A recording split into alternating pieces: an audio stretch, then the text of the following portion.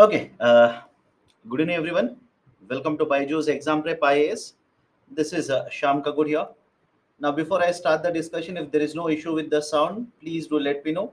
Give me a thumbs up so that we can start the discussion. Done? No issues? Okay. So first things first. First things first.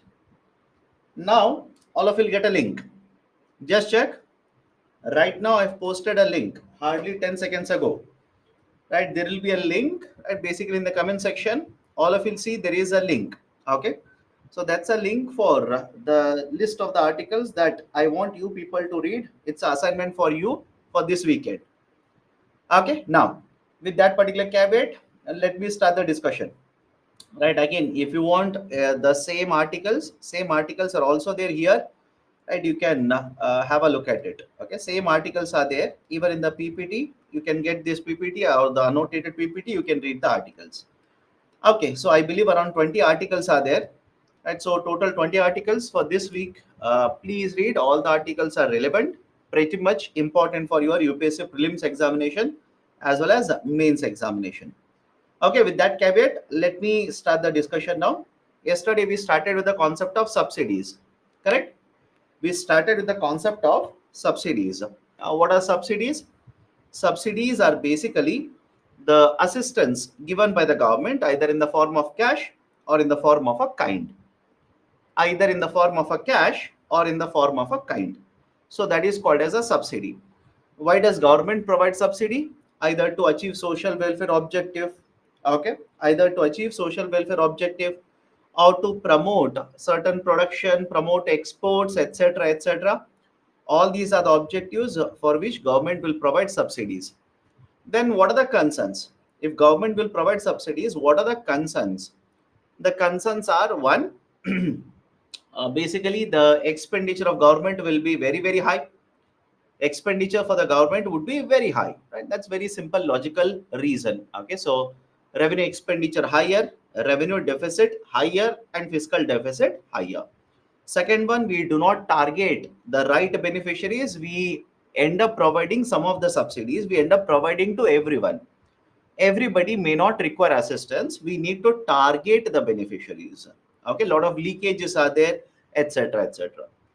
After that, we have discussed the classification of subsidies. Classification of subsidies. Direct, indirect. In case of direct subsidies, government will provide cash assistance. So that is subsidy in the form of cash is given by the government. That is the direct subsidy. Whereas in case of indirect subsidies, okay, in case of indirect subsidies, basically the government will not give you the subsidy in the form of cash. Rather, government will basically provide it, right, the good or a service at a lower price or a subsidized price. Then there is right, universal targeted subsidy. Okay, universal means everybody will get subsidy. Targeted means only certain beneficiaries will be identified and only they will get those subsidies. And then we have discussed implicit, explicit, conditional, unconditional. So this is one classification. In addition to this, we also have discussed input subsidy, price subsidy, infrastructure subsidy, export subsidy. So these are certain types of subsidies which are provided by the government. Then we have discussed right, the subsidies given by the government in fertilizer sector. Right, subsidies given by the government in fertilizer sector. Fertilizers specifically are nothing but nutrients. Fertilizers are nothing but nutrients, right? So these nutrients which are not available in sufficient quantity in the soil will be supplied, will be right provided to the plants for achieving higher growth or higher productivity. There are three very important types of fertilizers, right? The market names are basically, the concept is urea, second one is a diammonium phosphate, third one is muriate of potash. We produce these fertilizers, except MOP, we produce these fertilizers, but more importantly, whatever fertilizers we are producing, it is not sufficient in terms of quantity. Hence, we end up importing lot of these fertilizers. We'll end up importing lot of these fertilizers into the domestic market, right? So imports are also there.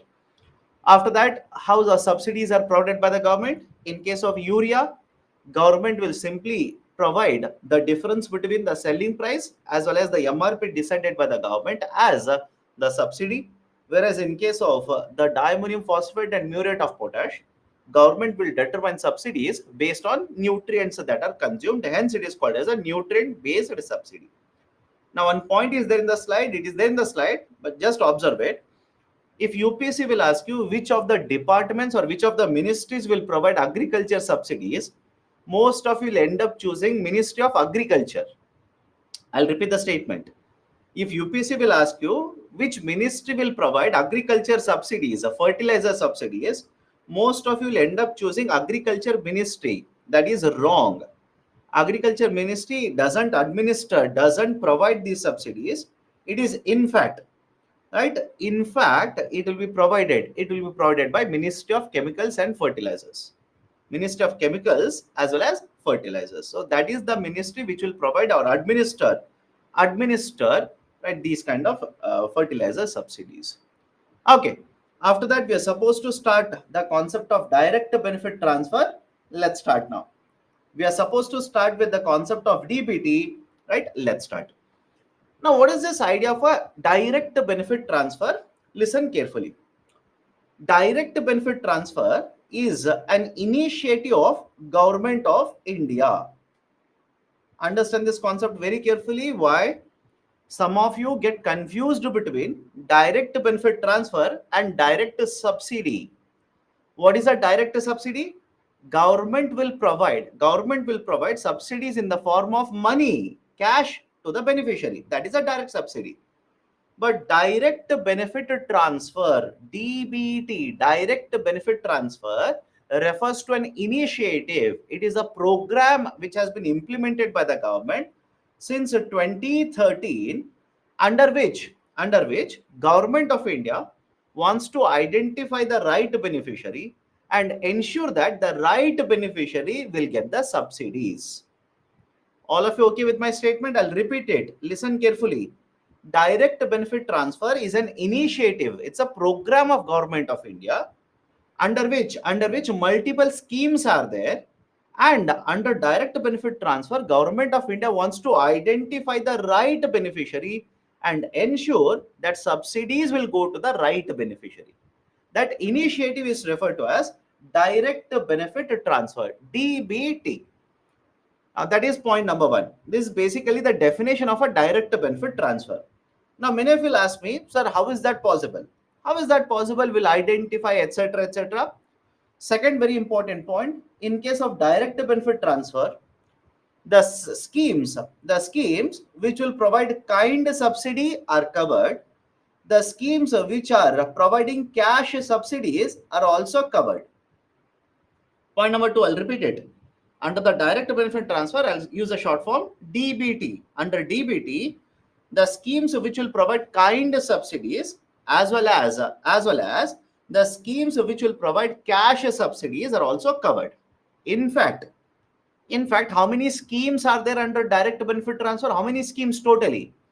Under the direct benefit transfer, the number of schemes which are covered as of 2023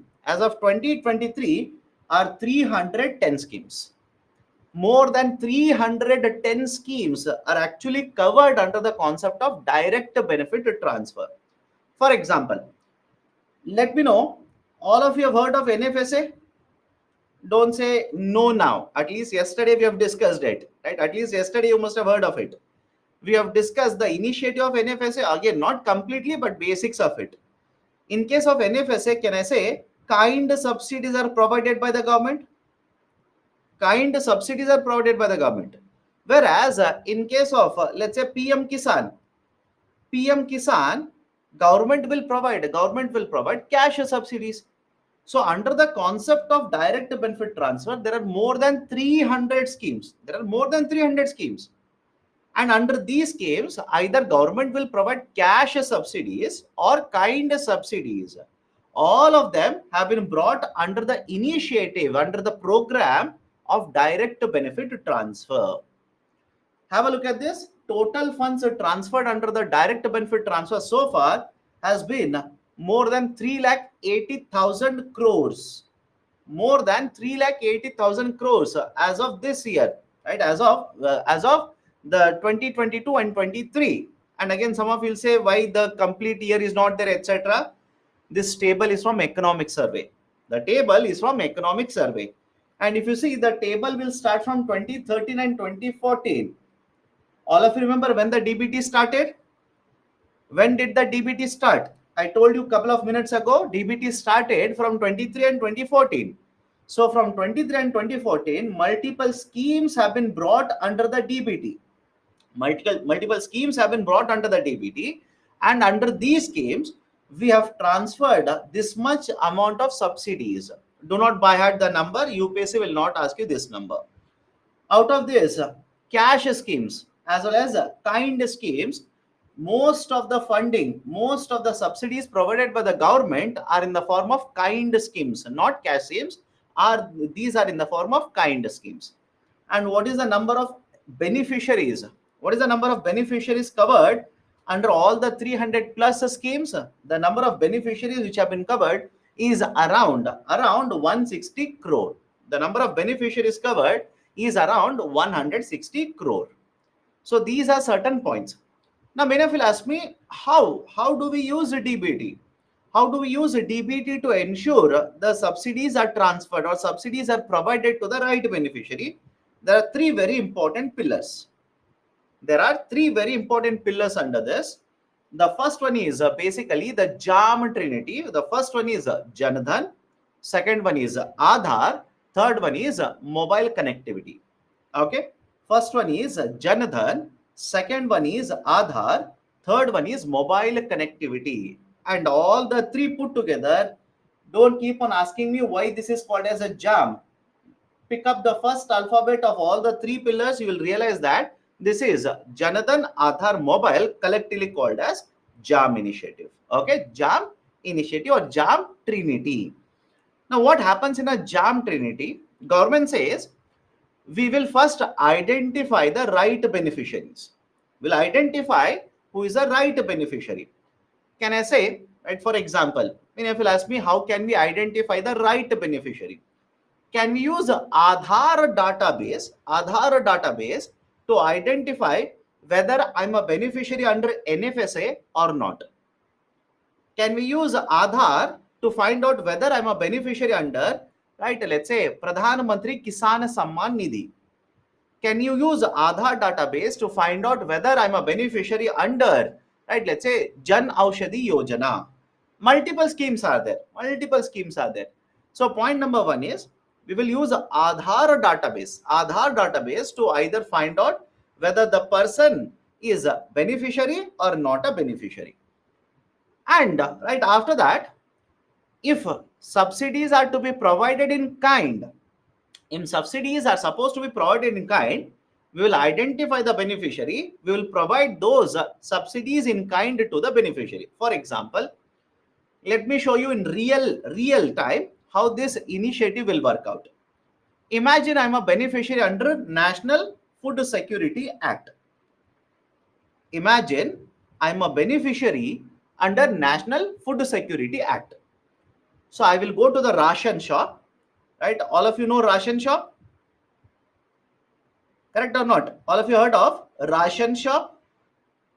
Okay, I'll go to the ration shop and I will provide my Aadhaar. Aadhaar basically means a thumbprint. I will provide my thumbprint. Now, once I provide my thumbprint, the system, the shopkeeper will come to know that I'm a beneficiary under NFSA. I'm one of the beneficiaries under National Food Security Act. So now, basically, they will provide me with 5 kgs of food grains. They will provide me with 5 kgs of food grains. So can I say here, Janadhan, Aadhaar, mobile, etc., these kind of initiatives can be used by the government to identify the right beneficiary and then provide the benefits, provide the subsidies to the right beneficiary. For example, right, imagine there is person X, individual X, who is not a beneficiary. He is not a beneficiary under NFSA. X will go to the ration shop, provide the thumbprint, and the system says, right, this beneficiary is not found. This is not the right beneficiary. They are not a beneficiary at all. So obviously, the shopkeeper will not provide 5 kgs of food grain to this particular person. Yes. So whenever you have these kind of initiatives where kind subsidies are provided, the Aadhaar initiative can be utilized to identify and transfer the benefit to the right beneficiary. I'll give you one more example. Imagine I'm Manrega worker. Okay, imagine I am Manrega. All of you heard of Manrega at least? Anybody in the classroom who says, what is this Manrega? I don't read newspaper, so tell me what is Manrega. Mahatma Gandhi National Rural Employment Guarantee Act. Right, Manrega. Now under Manrega, if I'm a beneficiary, first, right, understand this, government will basically find out using my Aadhaar number that, okay, person XYZ is a beneficiary. So using my Aadhaar number, I've been identified as a beneficiary. Second, once I complete the work, once I complete the day's work, right, 100 rupee or let's say 150 rupee or 200 rupee will be transferred into my bank account. Will be transferred into my bank account. What kind of bank account? Janadhan Yojana bank account. Janadhan Yojana bank account. Right, so 150 rupees will be transferred into my bank account. Third one, can I use my mobile? That is, can I use mobile banking to make payments from my bank account now? Think of it. Can I use my mobile banking to make payments, to withdraw money, to transfer money from my bank account? So can I say we are using Janadhan Yojana, Aadhaar initiative, as well as mobile connectivity to identify the right beneficiary and transfer the benefits, transfer the subsidies to the right beneficiary. And many of you simply say, what if I don't have a smartphone? What if I don't have right? I don't know how to use mobile banking, etc. Then can you use banking correspondence to withdraw money from your own village or not? Let me know. Can you approach the banking correspondence to withdraw money from the village where you're already settled? Rather than going all the way to the bank, approach banking correspondent or bank sati, withdraw money. Right, so argument is very simple. We are utilizing initiatives such as Aadhaar, right, Janadhan Yojana, mobile connectivity, etc. to identify the right beneficiary, transfer funds or provide, right, the kind subsidy or cash subsidy to the right beneficiary. This initiative is called as Janadhan Aadhaar Mobile Trinity or JAM Trinity. So all of you okay with this? Right? Basically, the concept is identify the right beneficiary, transfer the subsidies to the right beneficiary, ensure the subsidies are accessible to these beneficiaries. Right? So that is basically the initiative, or that is what they are trying to achieve under the concept of direct benefit transfer. So under this, we will be able to identify and target beneficiaries. We'll be able to identify and target the right beneficiaries. There'll be transparency in fund transfers to the beneficiaries as well. How transparency? Funds are transferred online. Imagine your Manrega labor. Funds are transferred online into your bank account. So don't you think how the funds are going, how much funds are entering into your bank account, etc. Everything is very transparent. If you apply the same logic even to National Food Security Act, where you will get 5 kg of food grain, you will provide your thumbprint. A data has been created. There is a record which has been created, and 5 kg of food grains have been given to you. So government now will be able to identify and say, okay, right, the funds are getting transferred, right beneficiary, right, they are withdrawing the subsidies. So there is a transparency in the system. Curbing of leakages in the benefit delivery process to the elimination of middlemen or agents. Right, I'll give a very simple example. Earlier, Manrega, under Manrega earlier, there used to be an agent, right, a person appointed by the government who will pay wages to the employees.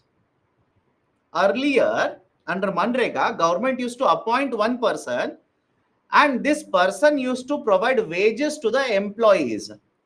A very simple question to you people. If there is a middleman like this, if there is an agent who will disburse the funds, who will provide the funds, your wages to you, can there be corruption in the system? Can there be harassment of the beneficiaries? Right? Can there be a situation where you are supposed to get wages of 200, but they will take a cut of 50 and give you 150 rupees? Yes, of course, all of these have happened.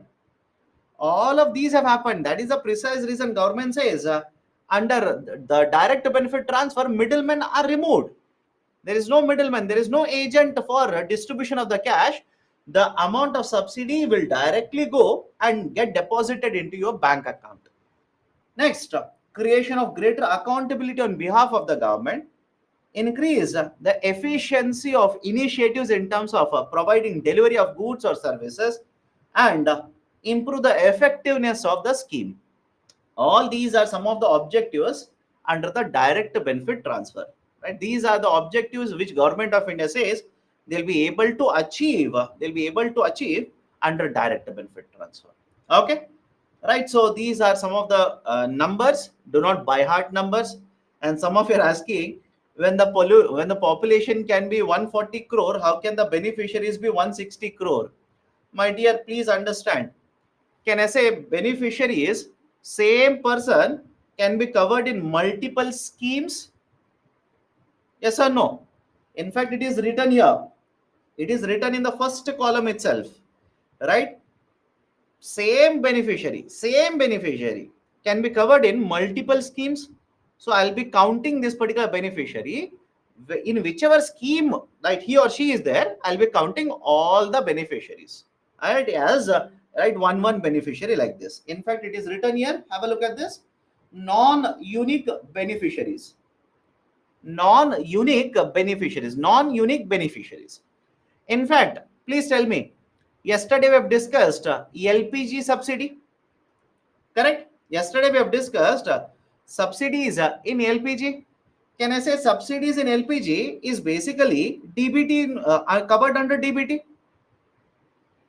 Go back, right? Look at the picture. Subsidies for LPG are covered under DBT only. In fact, the name of the scheme, right? If you're reading newspapers, very recently, if you have read newspapers, they will call this initiative was DBT in LPG. Correct? DBT, direct benefit transfer in LPG initiative, right? That is the name of the scheme itself. And yesterday also, did we discuss DBT in fertilizers? Let me know. Yesterday also, did we discuss a DBT, direct benefit transfer in fertilizers, where you will have to go to a shop, that is the fertilizer shop, provide your Aadhaar authentication. Now there is a record which has been created. Government can identify, okay, the fertilizer is being purchased by farmer only. So all of these we have initially discussed. Now we are applying it, right, basically under the concept of DBT. In fact, DBT in LPG, there is one more name for this. Remember this. One more name for the initiative is called as PAHAL scheme. One more name for this initiative or scheme is PAHAL, Pratyakshadarshi Hastantarit Labh. Hindi name. PAHAL is basically a Hindi name. Pratyakshadarshi Hastantarit Labh. PAHAL initiative. Can be asked by UPSC. Please be very, very careful. Please be very careful. Why? Very recently, Government of India has announced LPG subsidies. Very recently, Government of India has announced LPG subsidies. Can be asked by UPSC. Please be very careful. Okay, so how do we do the JAM initiative? How do we implement JAM initiative? Basically, what we have discussed. First one, we will identify the beneficiary. First, we will identify the beneficiary. Then, right, if subsidies are supposed to be provided in the form of cash, then the subsidies will be transferred into the bank account, that is Janadhan. And finally, at the bank, from the bank, the beneficiary can use a mobile, bank Sathi, etc. to get access to their subsidies. This is right, basically the three ingredients, right, the three pillars of Janadan Aadhaar Mobile. But please think of it, when you talk about rural population, I'll go to the current affairs now. Listen carefully. When you go to the rural population, don't you think mobile connectivity, that is basically getting access to their bank accounts, will be a limitation? Yes or no? Right? The mobile connectivity, that is getting access to their funds in the bank account, will be a problem. Banking sathis are there, but they will impose certain charges. Bank sathis will collect charges when they will provide services. If you are supposed to go to a bank, if you want to go to the bank, then you will have to travel 5 kilometers, 6 kilometers, 10 kilometers, right? So the connectivity, that is the third pillar, getting access to your funds, getting access only, will become a problem. Now, in order to address this, right, issue, in order to address this particular issue, Government of India has launched a new initiative by the name of e-rupee. Government of India has launched a new initiative by the name of e-rupee. Now, please understand this. Some of you will get confused e-rupee with digital rupee. E-rupee is different. Digital rupee is different. Is the point okay? E-rupee is a voucher. E-rupee is a voucher. I'll come to that. Whereas the digital rupee is, RBI has started a new initiative which is famously referred as a digital rupee, or central bank digital currency, CBDC. Central bank digital currency, CBDC. The idea is very simple. In CBDC, RBI, rather than printing and giving you money, will ask you to open a wallet. You'll have to open a wallet. And digital rupees, a digital rupee. Digital means what? The digital version of physical money. All of you are okay with this? The digital version of physical money will be transferred into your wallet. That concept is called as digital rupee, or central board digital currency. I'm sorry, central bank digital currency. Many of you might be thinking, why is RBI doing it? When we have a 2000 rupee note, when we can have 500 rupee note, 100 rupee note, etc. What is the use of having a digital rupee? RBI simply says, if I can promote digital rupees, that is CBDCs, I do not have to print currencies at all. If we can shift to, right, let's say the digital rupee. Imagine in India, if everybody will start using digital rupees, then we will not have any use whatsoever of printing currencies. So don't you think the burden for RBI in order to print currency, distribute currency notes, and right, keep on exchanging currency notes, or being worried about fake currency note, all of these concerns will be addressed for RBI? Yes or no? Right? All of these concerns, people, right, making payments will have to do from wallet to wallet. Now RBI can keep a track. How much money you are earning, how much money you are spending, everything can be tracked. Right? The printing of currency notes, the burden of that will come down, because printing will not be done. Digital currencies are created. Okay, printing will not be done. Digital currencies are created. So I hope you understand. Digital rupee is different and e-rupee is different. Can we go forward now? Right? Many of you are asking. This is generally my concern with the students. My dear, if you have a bank account, very recently, have you not received messages from your banks saying that you have been selected to be part of a CBDC? Let me know. Many of you are saying, what is the CBDC? I've never heard of it. Please check. Please check. If you have a bank account, I'm pretty sure you must have received a message from your bank saying that congratulations, you have been selected to be part of, right, the CBDC. And again, if you have not got it, don't worry. CBDC is a very simple concept. 2000 rupee note, have you seen? Correct? 2000 rupee note, everybody has seen. 500 rupee note, everybody has seen. Instead of giving you money, physical money, instead of giving you that, RBI will not print money. RBI will simply create a digital currencies. Digital currencies. Money will be transferred digitally, received in the form of a digital money itself. That is a concept of CBDC. So again, point number one, do not be confused between digital rupee and e-rupee. E-rupee is a voucher. E-rupee is basically an electronic voucher. It is electronic or digital voucher. Electronic or digital voucher. Now, what do you mean by voucher here? Let me start with a very simple example. Imagine you go to a showroom. Okay, imagine you go to a showroom. You'll purchase 5,000 rupees worth of, let's say, products.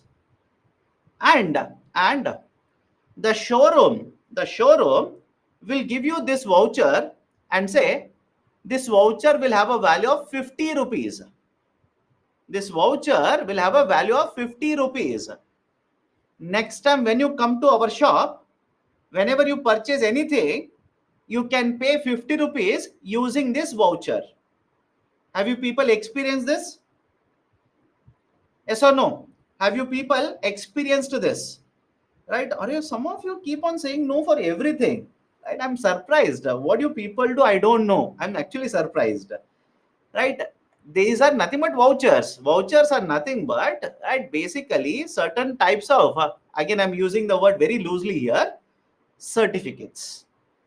Right? Whenever you have purchased something from the shopkeeper, instead of paying money, you can use a voucher to pay for money. Right? You will get vouchers in Trends. You will get vouchers in Paytm. You will get vouchers, right, in Phone Pay.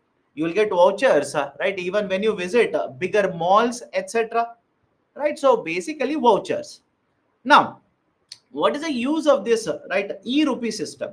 What is the use of this e-rupee system? Point number one, it is a digital voucher. It is electronic vouchers. These are electronic vouchers.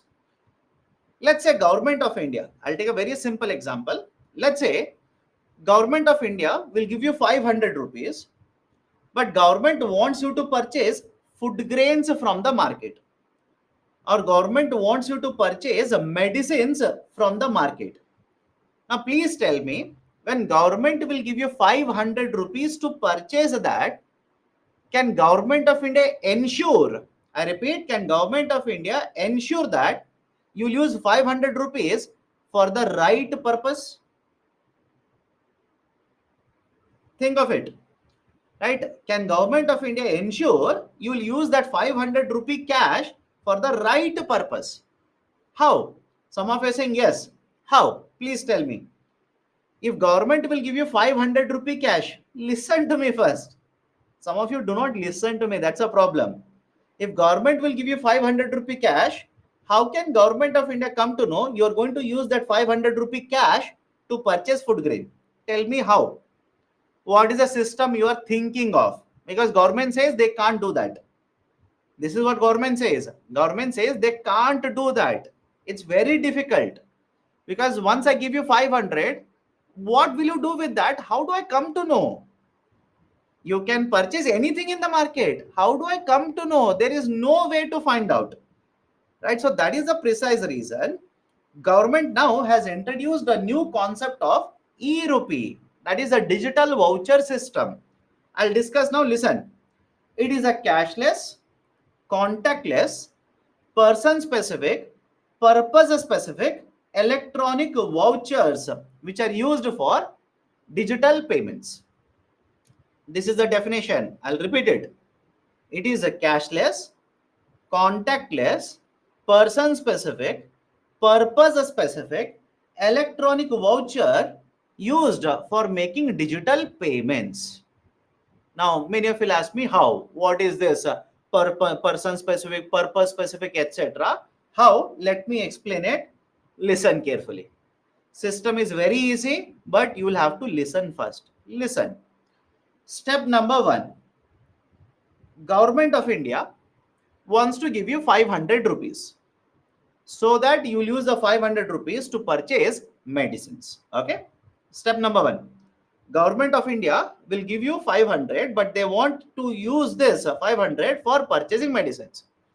Now under e-rupee, how it will be done? Let's start. The government will approach bank and give your mobile number to the bank. Submit your contact details, to the bank, and also provide 500 rupees. Also provide deposit 500 rupees to the bank. Now the bank will create a QR code. All of you have heard of a QR code, used QR code. Right? Many of you will basically say, right, what is QR code? I've never seen it. My dear digital economy, QR codes are very famous now. You purchase a 5 rupees ka dhania, you'll use QR code. You purchase a 10 rupees, right, something, you'll use QR code. You want to book movie tickets, right, use QR code. Right? By the way, those who are asking what is QR, QR stands for quick response code. QR basically stands for quick response code. Let's start. So bank will create a QR code, send it to your mobile number. Okay, bank will create a QR code, send it to your mobile number. Now some of you will basically say, what if I don't have a smartphone? QR codes are mostly visible in smartphones. What if I don't have a smartphone? Right, let's say Nokia 1100. Right, in case of Nokia 1100, it's not a smartphone. So how do I use QR code? Government says, don't worry, don't panic. I will send a message. I will send SMS then. Right, I'll send an SMS. Now I'll take this mobile phone. Let's say I have a smartphone. I will take this mobile phone, go to the medical shop. Go to the medical shop. In the medical shop, they will scan the QR code. Is the step number 3 okay with all of you? I will go to the medical shop, and in the medical shop, they will scan the QR code.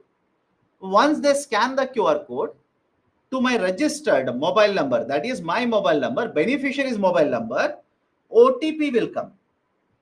One-time password, OTP will come. And I will provide the OTP to the medical shop owner. The medical shop owner will basically type in the OTP. Now medical shop owner will come to know that they have to provide me with 500 rupees worth of medicines. They will have to provide me with 500 rupees worth of medicines, and I will purchase 500 rupees worth of medicines from the shopkeeper, medical shopkeeper. And once this transaction is conducted, from the bank, the 500 rupee will be transferred into the bank account of medical shop owner. The 500 rupee will be transferred into the account of medical shop owner.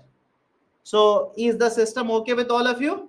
Is the system okay? Now please tell me, can I say this QR code is nothing but a voucher? Point number 1. This QR code, right, that I've received is nothing but a voucher, digital voucher, electronic voucher. Okay, point number 1. Point number 2, can I take this digital voucher, go to a hotel and eat biryani? Right? Or can I eat idli vada? Can I eat, right, shahi paneer? Absolutely no. This voucher, this code can be used only in the medical shop. So can I say it is a purpose specific? Think of it. Can I say it is a purpose specific? Now this QR code has been sent to my mobile number. I'm the right beneficiary. Can I call this as person specific? Let me know. I'm going point by point. Right? This QR code has been sent to my mobile number. I'm the beneficiary. Can I call this as a person specific? And next, to get this subsidy of 500, to get this benefit of 500, am I running behind government officials? Right? And the medical shop owner, are they running behind government officials to get this 500 rupee? Absolutely no. Can I say this is contactless process? Contactless process. I don't have to physically go to any government office to get the subsidy. Contactless. Right? And finally, am I getting 500 rupee cash, or am I getting 500 rupee worth of voucher? Am I getting 500 rupee cash, or am I getting 500 rupee worth voucher? I'm getting voucher. So can I say it is cashless? So all of you okay with this? It is cashless, it is a contactless, it is a person specific and purpose specific digital payment system. Right? It's a voucher which can be used for making digital payments. Right? This is the concept of e-rupee. This is basically the idea of a e-rupee. And government says they will start using e-rupee in providing many of the subsidies now. Government will start using e-rupee and providing many of the types of subsidies now, because government can ensure they're identifying the right beneficiary. Government can mostly ensure you are using it for the right purpose. Government can ensure, right, the beneficiaries are not harassed, right, the service providers are not harassed, etc. So government can ensure all of it. That is the reason government is actually, right, promoting this concept of e-rupee system. Now government also says, okay, government also says it's not just that government can use the e-rupee voucher, even the private sector can use it. I'll give you one example. Listen carefully. Not just the government, even private sector can use this concept of a e-rupee voucher. How? Imagine you are my boss. Okay, I'm changing, right? Be happy now. You are my boss, right? You are the company owner and I'm one of your employee. You want me to get vaccination. You want me to get COVID vaccination. So you want to give me 750 rupees. Let's assume the COVID vaccination shot is worth 750. You want me to get vaccinated. But your concern is, if you give me 750 rupees, what is the guarantee I will use this 750 to get only vaccination? I can use that 750 rupees for anything also. I can use it for any purpose. So what you can do is, you can use the concept of e-rupee. You can use this initiative of e-rupee. How? You will take my mobile number, approach a bank, give 750 rupees to the bank, deposit 750, and ask them to issue a digital voucher worth 750 rupees. Now this bank will issue a QR code worth 750 for medicine purposes, for vaccination purposes. They will issue a QR code worth 750. I will take this QR code, go to a hospital, hospital will scan, I will give them OTP. Now they will provide me with COVID vaccination. So is the logic okay? Can the private sector also utilize the initiative of e-rupee now? Is it okay? Right? Even private sector, in fact, government says use it. Government says private sector can also use it. Absolutely no problem. So this initiative is called as a concept of e-rupee system. The e-rupee has been developed by NPCI, National Payments Corporation of India. Okay, it has been developed by NPCI, but along with NPCI, there are multiple agencies which were there in this project. These are DFS, Department of Financial Services. Right, it is part of the Ministry of Finance, Ministry of Health and Family Welfare, as well as National Health Mission. So apart from NPCI, there were other departments also which were part of this group, which have launched this initiative or which have created this initiative of e-rupee system. Mobile phones of the beneficiaries will be used here, and there are 4 participants in the system. There are 4 stakeholders in the system. One, service provider. Service provider could be a hospital, could be a medical shop, could be, right, a ration shop, etc. One is a service provider. Second one is a bank. Third one is the beneficiary, that is me. And the fourth is the sponsor. Sponsor means who is providing this money, who is giving this money for issuing the voucher. Is it private sector? Is it the government? That is service sponsor. Okay, so these are the 4 stakeholders or participants under the initiative of e-rupee. What are the benefits?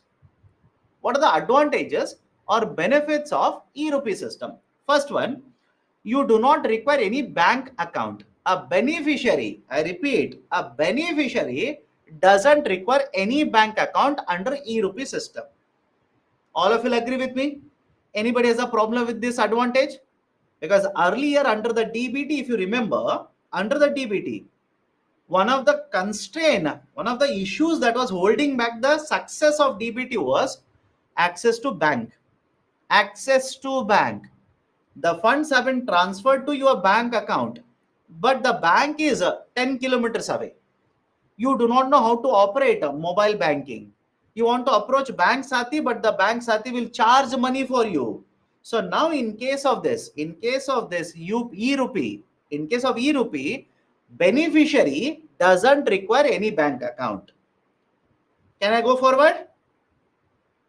Right? Bank account is not required here. Right? Second one, government can ensure that whatever money they are spending in the form of subsidies, the subsidy will be used for only the right purpose.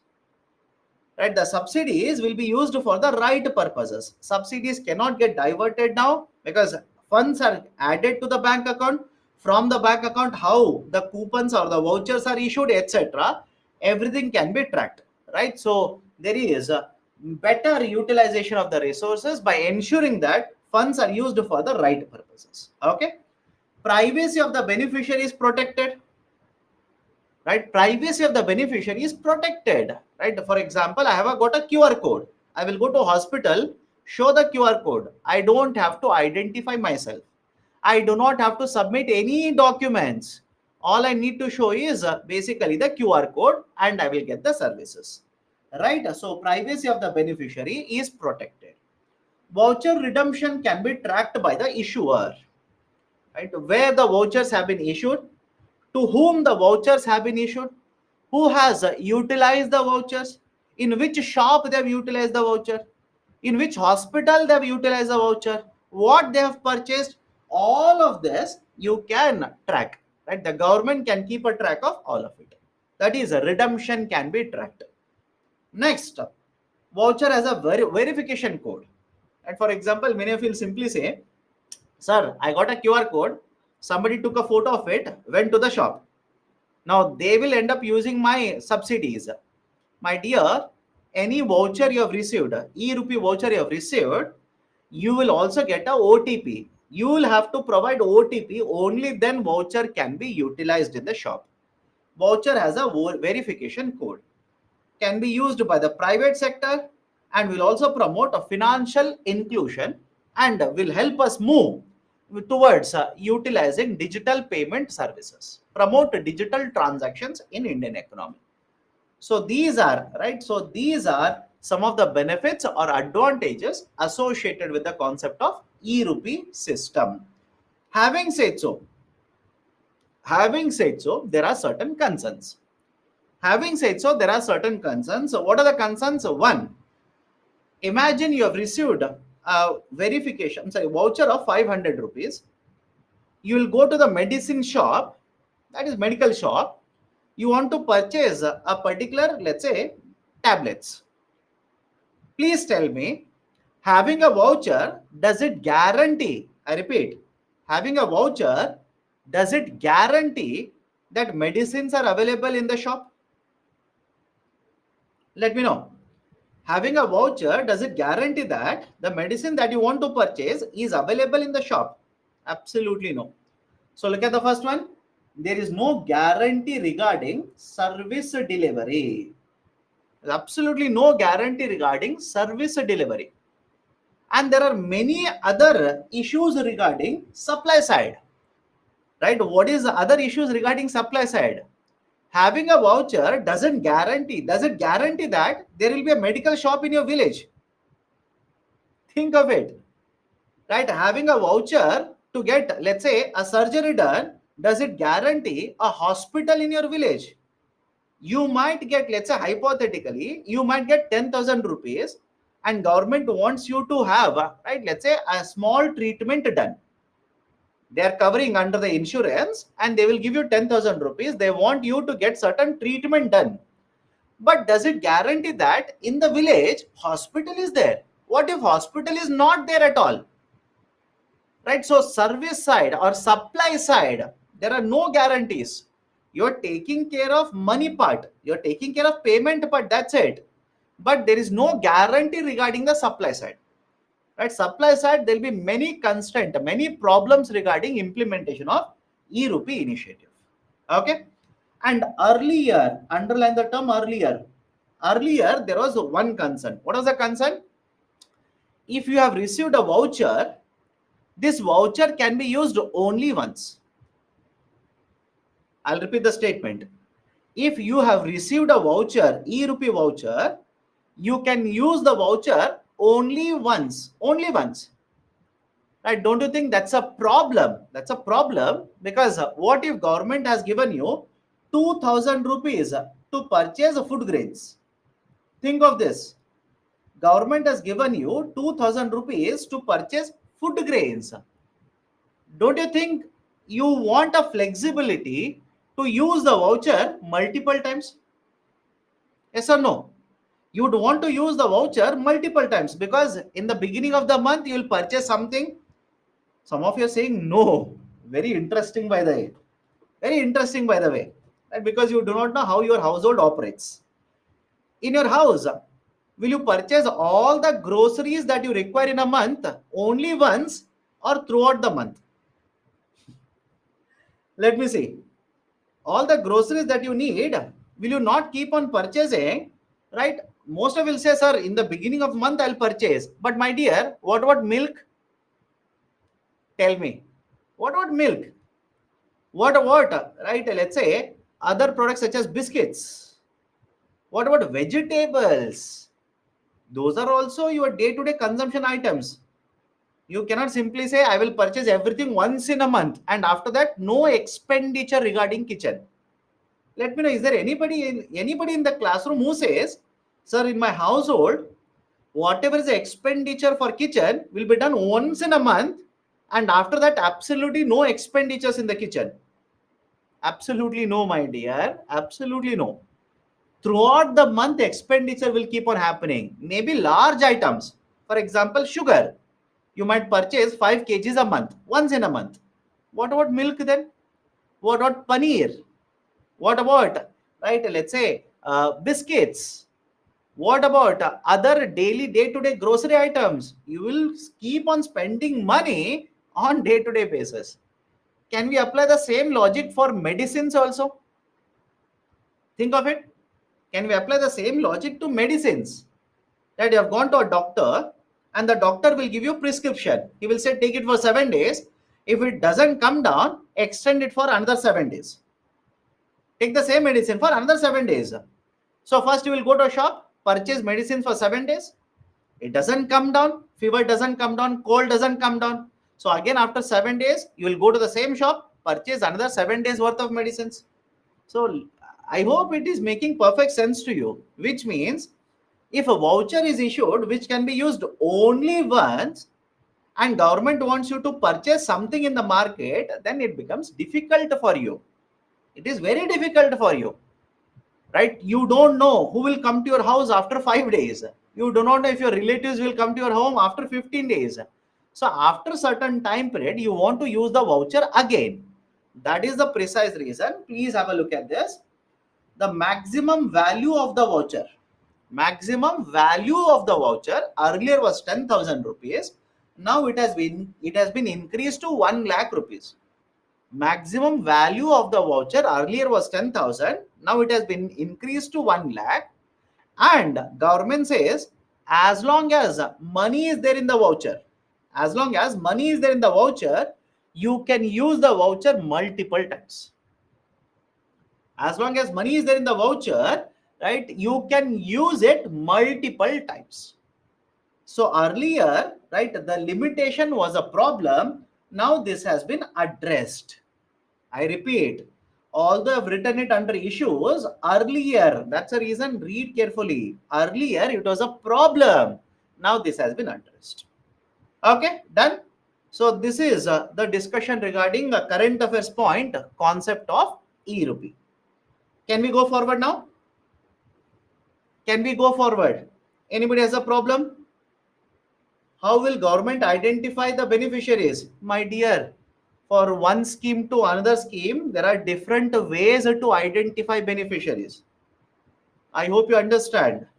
from one scheme to another scheme, how government will identify beneficiaries, it is different. Methodology followed is different. There is not just one universal methodology, absolutely no. Because you tell me, think of it and tell me now, do you think the methodology of selection of beneficiaries under PM Kisan is the same as in methodology to identify beneficiaries under direct benefit transfer for LPG? Think logically. Think logically. Okay. Do you think the methodology followed in these two initiatives is the same as methodology followed to identify beneficiaries under National Food Security Act? No. So from one scheme to another scheme, how the beneficiaries are identified, it will keep on changing. Is it okay? Done?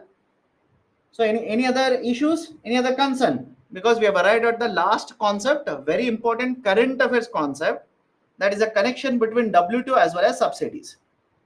Anybody has a problem? Can we go forward? Okay, done then. So let's have a discussion regarding WTO and agriculture subsidies. Very, very important. Multiple times this has been discussed in the newspapers, and I believe question has already been asked by UPSC in the mains on agriculture subsidies. But nevertheless, again this is there in the current affairs. Please be very careful. Now let's start. Under the WTO, there is one agreement by the name of Agreement on Agriculture. Right? What are the other agreements under WTO? Can I say agreement on subsidies and countervailing measures is another agreement? Trade related investment measures, TRIMS. Trade related intellectual property rights, TRIPS. Right? GATS, General Agreement in Trade in Services. All these are different types of agreements under World Trade Organization. Day before yesterday, that is on Wednesday, we have discussed TRIPS, TRIMS, GATS and SCM. I'll discuss the fifth type of agreement under WTO, Agreement on Agriculture. Point number one, under Agreement on Agriculture, they will cover three very important dimensions, or there are three very important pillars which are covered under Agreement on Agriculture. What are the three important pillars? First one is called as market access. Second one is export subsidies. And the third one is domestic support. What do you mean by market access? Imagine there are two trading partners, two countries, X and Y. Can I simply say, if country Y will reduce non-tariff barriers, if country Y will reduce and eliminate non-tariff barriers, the exports from X will start increasing to country Y. Anybody has a problem with this? If country Y will reduce and eliminate non-tariff barriers, the exports from country X will start increasing. They will get more access. They will get more access to the market. They will start exporting more and more. And under WTO, right? Under WTO, don't you think WTO actually promotes more global trade? Rather than reducing trade, WTO is actually promoting more and more of global trade. So the first pillar is reduce and eliminate non-tariff barriers so that your market is accessible to other countries and the global trade will start increasing. That's the first one. Second one, export subsidies. Second one is export subsidies. A very simple question to all of you. Should government of India keep on providing export subsidies? Should USA government keep on providing export subsidies? Should government of Germany keep on providing export subsidies? Don't you think if we start providing a lot of these export subsidies, other trading partners will suffer because of it? We have discussed all of this, by the way. I'm not discussing anything new. If we start providing more and more subsidies, our exports will become very competitive. Other countries may not be in a position to compete with our products. Right? So that is basically the argument here. reduce the export subsidies. Reduce export subsidies. And the third very important point, domestic support. This is very important. Listen carefully. Third one is domestic support. Now, what is this concept of a domestic support?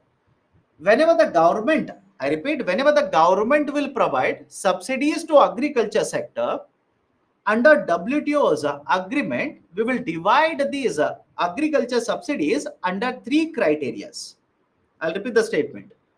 Under the domestic support, government will provide subsidies for production in the agriculture sector. And under this agreement, we will divide the subsidies into three categories. What are these three categories? One is called as a green box subsidy. Second one is amber box subsidy. Third one is blue box subsidy. But what is the importance of green box, amber box, and right the basic idea of a blue box? Let me start with an explanation here. Listen very carefully. All of you have seen traffic signals. Let me know. All of you seen traffic signals. Traffic signals will be right green. Right, so green color will be there, and there will be red color, and there will be amber color. There will be a third color, amber color. Correct? So green, red, and amber. Generally, the movement of lights will be, it will shift from red to amber, amber to green. And in return, it will shift from green to amber, amber to red. Right? All of you know this, right? All of you have given driving license test, etc., etc. They will ask you, what does amber mean? What does green mean? Right? If you're slowing down the vehicle, what hand signal you will provide, etc. UPSC will not ask you all of that. But let me ask you a very simple question. If the signal is green, what does it indicate? If the signal is green, what does it indicate? It indicates you do not have to stop, you can go. Correct? You are permitted to go, you are free to go. That is the indication of green. And what about red color? If the light is red, it simply means don't go, please stop. Stop, don't go, stop. Right? Don't move any more forward. You are at the signal, please stop. And what is this? Right? Amber color. Right? What is the indication of amber color? Amber always means a slow down. Amber means a slow down. Right? For example, imagine you are traveling and around 20 meters away, green color signal is there. You are about to speed up and it will suddenly shift to amber color. It will suddenly shift to amber color. What does it indicate? It indicates that very quickly I will shift to red. So please slow down. Please slow down your speed. That is an indication of amber.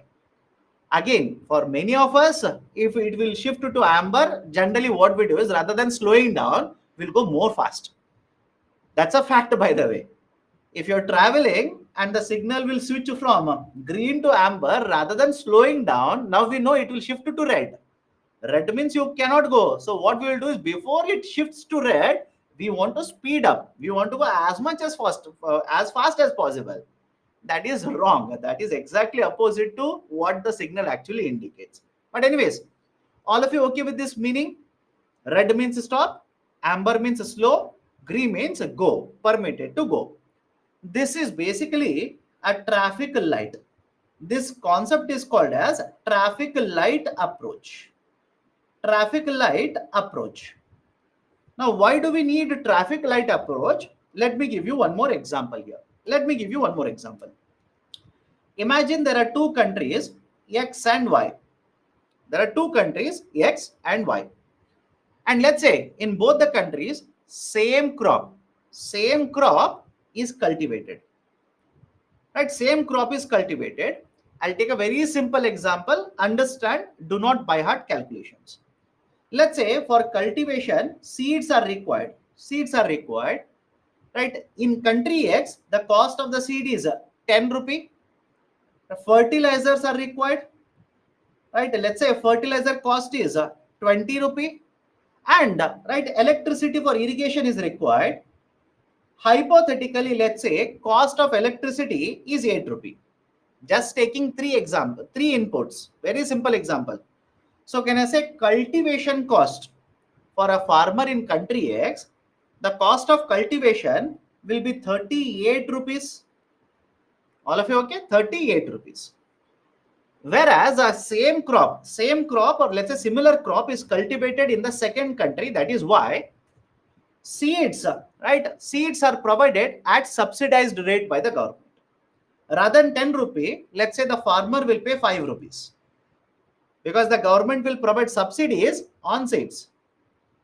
Fertilizer, right? Fertilizer, rather than 20 rupee, the farmer will pay another 5 rupee for fertilizer.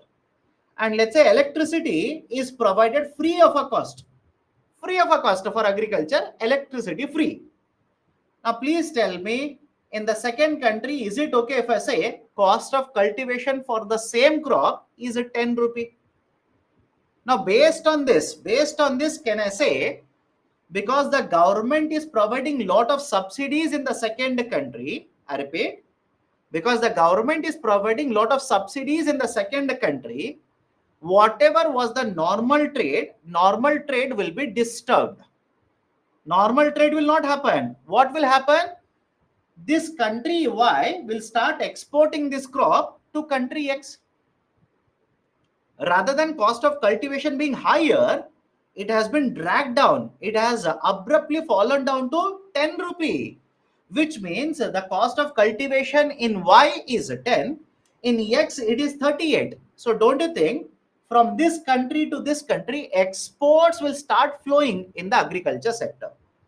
And as a result of this, can I say the farmers in country X will start suffering? All of you okay with this? The farmers in country X will start suffering. They will have to bear the brunt of very low market prices. Can they sell it at 50 rupees in country X? Can they export it to country Y? Absolutely not possible, because the cost is very, very high. Comparatively, it is very high.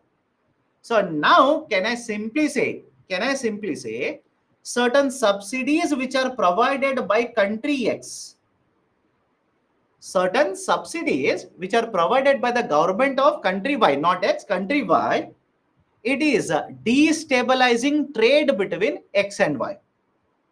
It is disturbing, it is distorting. They will use the term distortion. Distortion means disturbance. It is creating an imbalance. It is creating an imbalance in the trade of country X as well as Y. Now tell me, don't you think WTO should regulate these kind of subsidies? Otherwise, what can happen? Government of USA will give huge amount of subsidies. They will become very cheap, and Indian farmers might suffer. Although the reality is exactly opposite. I'll come to that. Government of China, they will give huge amount of subsidies to the farmers, and as a result of that, farmers in USA might suffer. So what generally happens is, under WTO, this is a precise reason, under WTO, whenever governments will provide subsidies to the farmers, whenever government will provide subsidies to the agriculture sector, these subsidies will be classified, divided under three boxes, under three classification. One is called as a green box subsidy, second one is called as a amber box subsidy, third one is called as a blue box subsidy. Because we are using green color as well as amber color, this is called as a traffic light approach. Is it okay? Because we are using the colors which were there in the traffic light, green, amber, this is referred to as a traffic light approach. In case of agreement on agriculture, please remember, there is no red box. There is no red box subsidy. Now let me ask you a very simple question. Imagine one subsidy is classified as a red box. What do you think it does mean? Let me see. Right? Apply the common sense. Apply common sense. Red color means what in a traffic light? Red color means stop.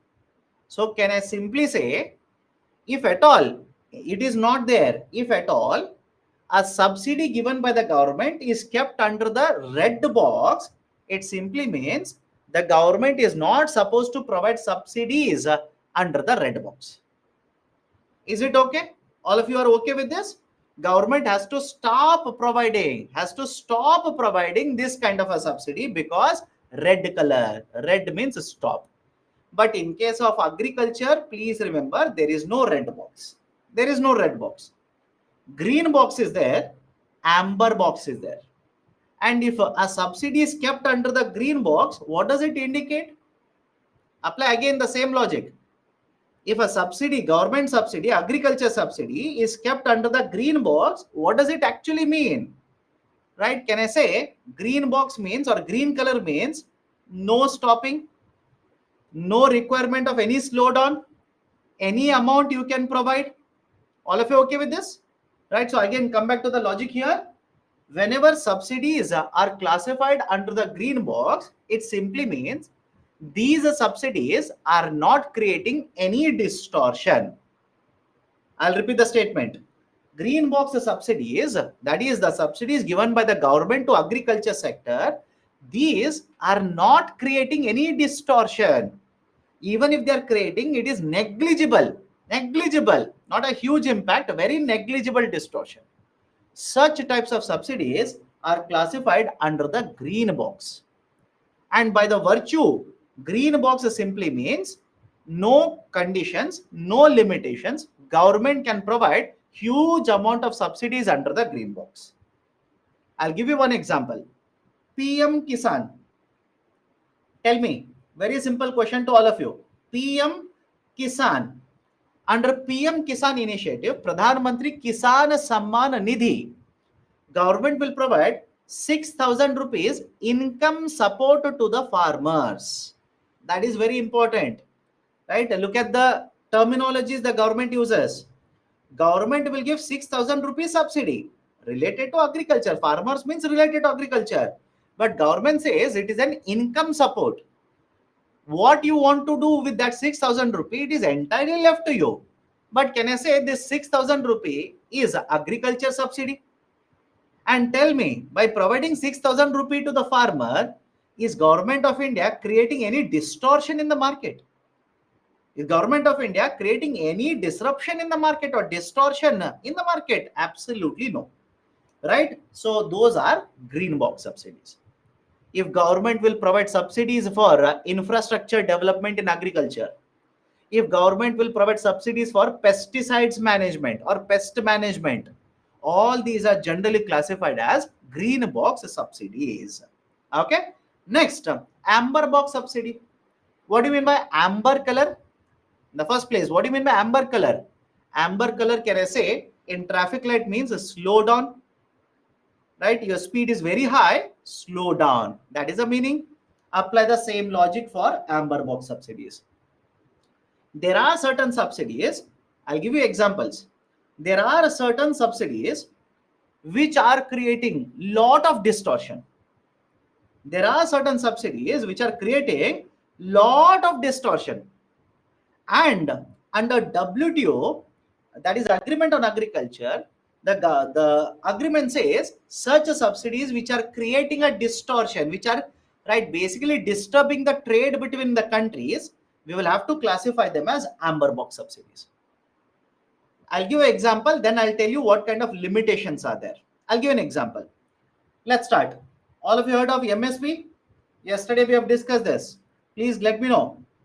All of you heard of MSP? Minimum support price. Today we'll discuss a lot about MSP. Don't worry. Once this chapter is over, agriculture will discuss completely about MSP. What is MSP? It is the price which is paid by the government whenever they will procure means purchase food grain from the farmer. The price that is paid by the government whenever they will purchase the food grain from the farmer. And the MSP that is paid, it is irrespective of the market prices. That is, the market price could be higher or lower, doesn't matter. Government will pay this amount and purchase the food grain from the farmer. Now listen, look at the sequence very carefully. You will understand why this is a contention, why this is a problem. Let's start. Imagine government of India will announce a very high MSP for wheat. Let's start. Imagine government of India will announce a huge amount of MSP for wheat. As a result of this, can I say production of wheat in India will increase? Correct? Production of wheat in India will increase. Next point. I said MSP is the price at which government will purchase food grains. Now answer to the next question. Think and answer. Do you think government will purchase all the wheat that is produced in India? Do you think government will purchase every grain of wheat that is produced in India? Absolutely no. Absolutely no. Doesn't make any sense whatsoever. Why? Government will purchase as per its requirement. Government wants wheat to distribute under NFSA. It might use wheat under midday meals. So as per its requirement, they will procure. But look at this. Production is very high. Government will procure some of it. But can I simply say, supply to the market will also be very high. Correct? As a result of this, supply to the market will also be very high. Now tell me, when the supply is very high, what will happen to market price? What do you think will happen to market prices? Can I say market prices will crash? Market prices will decrease, go down. Now, for the price for the wheat in India, what if the price is, let's say, 20 rupees per kg because of this? Because of this, let's say, price of wheat will fall down to 20 rupees per kg. But in USA, the price is 30 rupees per kg. Don't you think some of this wheat will be purchased and exported to USA? All of you are okay with this? Wheat will be purchased in India and will be exported to USA, where the price is, let's say, hypothetically 30 rupees per kg. And as a result of this, will the farmers in USA be affected by MSP policy of Government of India? Final point. This is what you need to understand. I'll repeat the statement again. Because of this, will the farmers in USA be affected by MSP policy of Government of India? Answer is yes. Rather than USA exporting to India, India will end up exporting to USA because of the MSP policy of the government. So tell me, if you are the president of USA, 617, congrats, you are president now. If you are the president of USA, will you be happy with the MSP policy of Government of India? Will you accept this policy of Government of India? No, you will complain right under WTO regarding MSP policy. But more importantly, now all of you will agree if I say MSP will come under amber box. Let me know. All of you will agree with right my statement when I say MSP is a policy which will fall under amber box, which is creating lot of distortion. What about fertilizer subsidy? What about fertilizer subsidy? Amber box, right? So I hope you understand the logic here. Amber box subsidies will create lot of distortion, will create imbalance in the trade. Hence, the WTO says there will be certain limitations imposed. Certain limits will be imposed on amber box subsidies. Now, what kind of limits are imposed? I'll go back to previous slide. Have a look at this. There is a limitation which is called as de minimis level.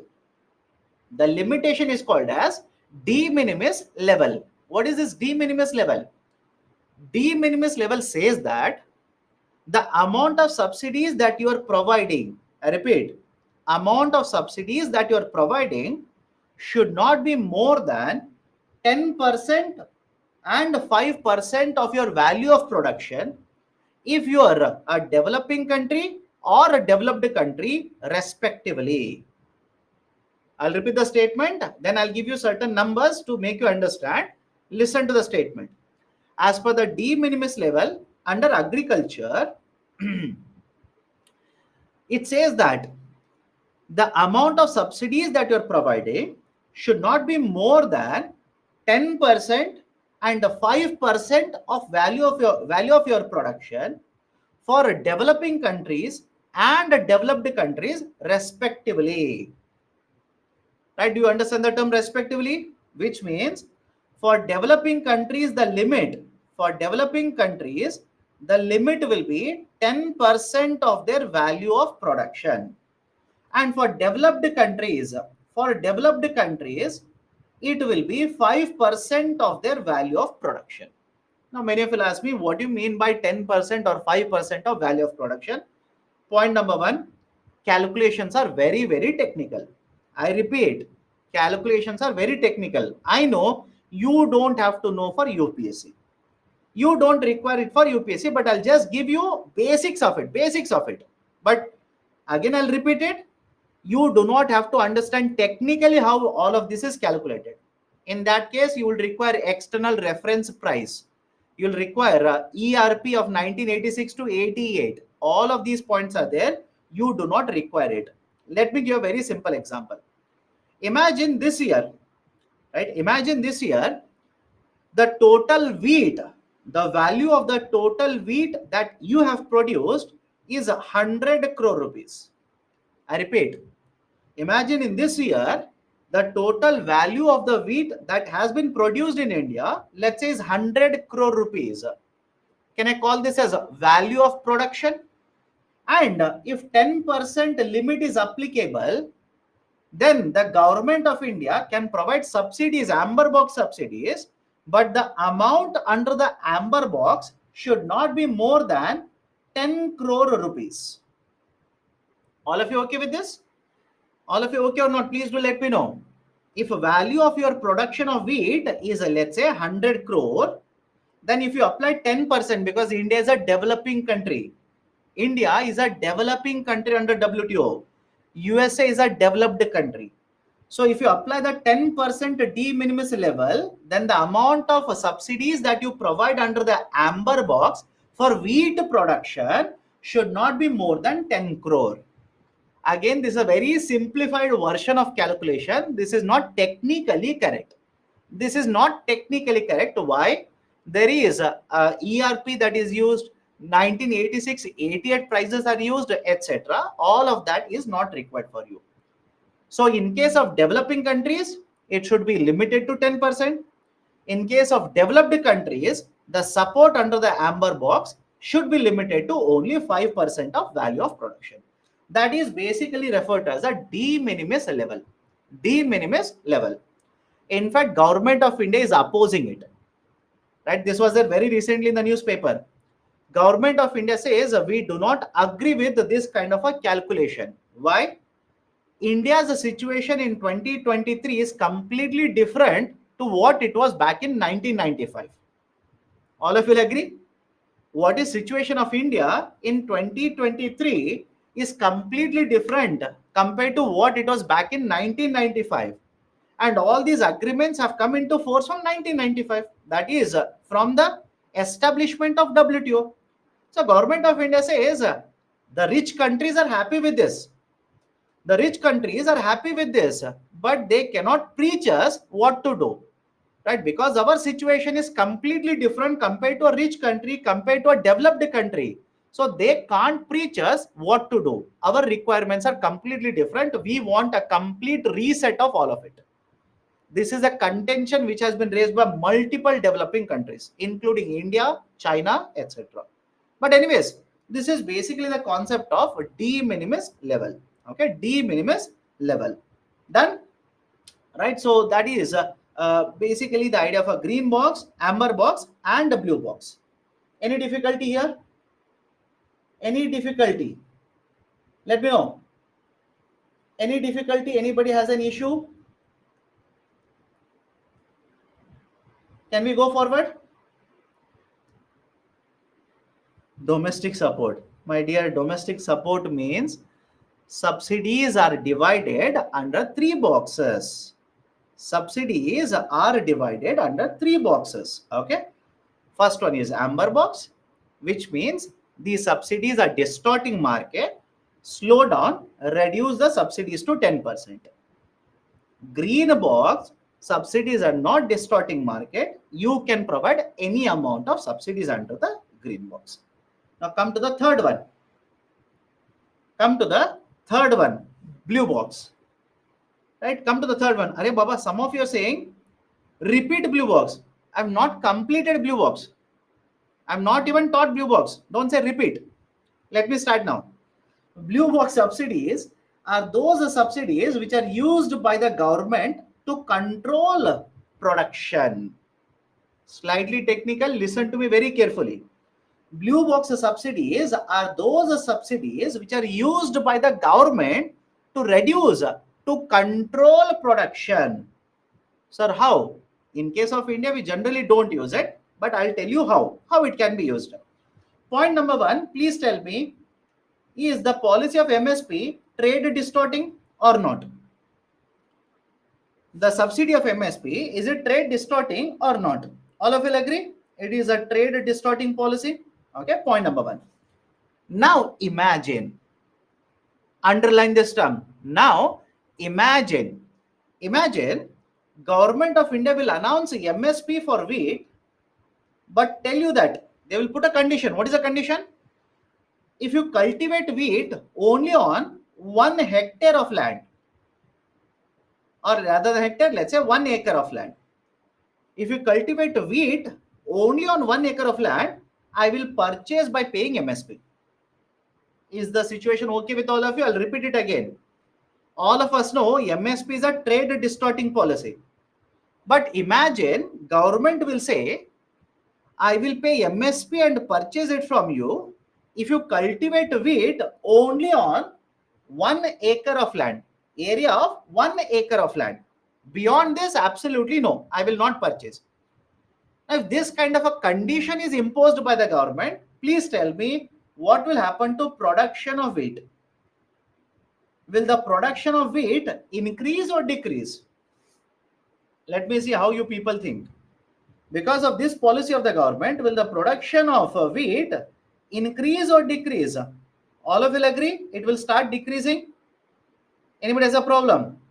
All of you will agree it will start decreasing.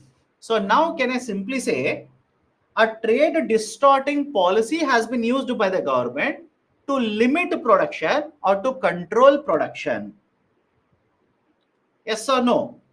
Right? Same thing that we have discussed, I'll put it in the form of a statement. A trade distorting policy has been used by the government to limit production or control production. Such subsidies are referred to as blue box subsidies. Right? These are trade distorting policies. These are trade distorting subsidies. But government will use them to reduce production, to limit production. In India, I did not find any example. If you come across it, let me know. I've checked all the documents. I did not come across any example. But I'll give you one example. China used it earlier, and the name of that particular subsidy was referred to as corn producer subsidy. Corn producer subsidy. Right? Earlier, China used this corn producer subsidy, CPS. In fact, the same logic. They will procure the corn, but if you cultivate on a limited area, only on limited amount of area, right? So China has used it. European markets are using it. India, I have not come across any such examples. So one is a green box, second one is amber box, third one is blue box. Now, come to the point here, right? I'll come to the current affairs point. Why is India opposed to the concept of limitations? Why India is opposed to the idea of the amber box subsidy limitations? How? Let me start. First one, government of India is not happy with the calculation methodology. Simply remember this statement. Don't go beyond this. Government of India is unhappy with the calculation methodology. Right? How ERP is calculated. We have a base year of 1986 and 88. All of this calculation methodology, government of India says, no, we need to change it. Point number one. Point number two, population that is involved in the agriculture sector in India is very, very high compared to population that is involved in agriculture in a developed country such as European markets. or for that matter, USA market. So the population which is there in agriculture in India very high compared to developed country. So government of India of course will argue and say how we want to provide subsidies, leave it to us. Right? That choice should be given to us. Whatever is there in the policy right now, this is not working out for us. That is the second argument that government of India generally says to oppose limitations under amber box. Third one, lot of farmers in India are poor. In fact, most of the farmers in India are poor, right? And because the farmers are poor, can you imagine farmers purchasing fertilizers at higher prices? Can you imagine farmers purchasing electricity at market prices? Or for that matter, seeds at market prices? Very difficult. Very difficult, right? Even if they pay, some of you are saying, yes, sir, let them purchase. My dear, policy implications are very important here. Imagine a farmer will pay instead of 280 rupees or 270 rupees for a fertilizer bag, if the farmer will pay 900 rupees or for that matter 1500 rupees, can you connect these events and say it can lead to food inflation in India? Think of it, right? You're saying let them purchase at market price, right? Let them purchase. What is the problem? If they pay all of these, right, instead of subsidies, if they pay actually the market price, what do you think will happen to food prices? Food prices will skyrocket. Can you purchase the same quantity of food grains with the same amount of income? No. Forget about middle class households. What about poor households? What about very, very poor households? Already they are suffering because they don't have some sufficient amount of income. You want them to pay more amount and purchase food grains, right? So imagine that will in fact add to food insecurity. That will in fact add to a lot of food insecurity in India, right? So I hope you understand the logic behind it. So it is a livelihood issue for poor farmers. India's population is very high, especially poor population is very high. It is the duty of the government to propose MSP, purchase food grains at MSP, and distribute it amongst the poor people. Very simple, right? The population which is poor is very high in India. So government of India says, I will announce MSP, I will purchase food grains, and I will give it to poor people. It's a food security issue for me. I will continue to do that. And finally, if you talk about per farmer, how much subsidies are provided in Western countries, right, such as a European market, USA market, etc. The amount of subsidies which are provided per farmer is more than $1,000. It is more than $1,000 in Western economies, whereas in case of India, it is less than $100. Right, per farmer in Western economies, they provide more than $1,000 per farmer in the form of subsidies. India provides less than $100. But you are telling me you are spending too much money under the amber box. Cut it, reduce it, control it. So how can you justify it? And this is one more counter argument. That is one more counter argument which has been raised by the government. But please understand the next point also. What is the justification from other countries? Understand that as well. Right? Don't you think under the agreement on agriculture, it talks about overall subsidies, not per farmer subsidies? Yes or no? In case of agreement on agriculture, it talks about overall subsidies provided by the government, not per farmer subsidies.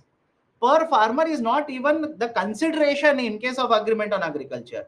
So even if you, right, put this argument forward to other governments, they will never accept it. Right? They'll simply say, let's go as per the provision of agreement on agriculture. It is a complete subsidies, not per farmer subsidies. Okay, all of you okay with this? Now, come to the next point. Let me connect it to current affairs. Come to the next point. The de minimis level. The de minimis level says government of India should not provide more than 10% of value of production in the form of subsidies. This is what the de minimis level says. Government of India cannot provide more than 10% of value of production in the form of amber box subsidies. Now, what if you provide more than 10%? Imagine you'll give subsidies and it will be more than 10% under the amber box, then what will happen? Then other Western countries such as USA, Germany, UK, right, etc., can go to WTO dispute settlement body, file a complaint against you. They can go to all of these dispute settlement bodies. All these countries can go there, file a complaint against you, right? And you remember what is the process they will follow? Ultimately, they will find that yes, you are violating this de minimis level. Reduce the amber box subsidies. Reduce amber box subsidies, and government of India will be forced to reduce amber box subsidies. Now, please understand what is the solution there. Government of India is unhappy. Other countries might file a complaint against India. What is the solution then? There is a solution. Listen carefully. In 2013, there was a ministerial conference of WTO. There was a ministerial conference of WTO. It was done in Bali. Bali, by the way, is in Indonesia. Okay. So in 2013, there was a ministerial conference. Do you remember the term ministerial conference? Let me know. Can I say ministerial conference? If you remember it correctly, I'll say it is the highest decision-making authority under WTO. Highest decision-making body under World Trade Organization.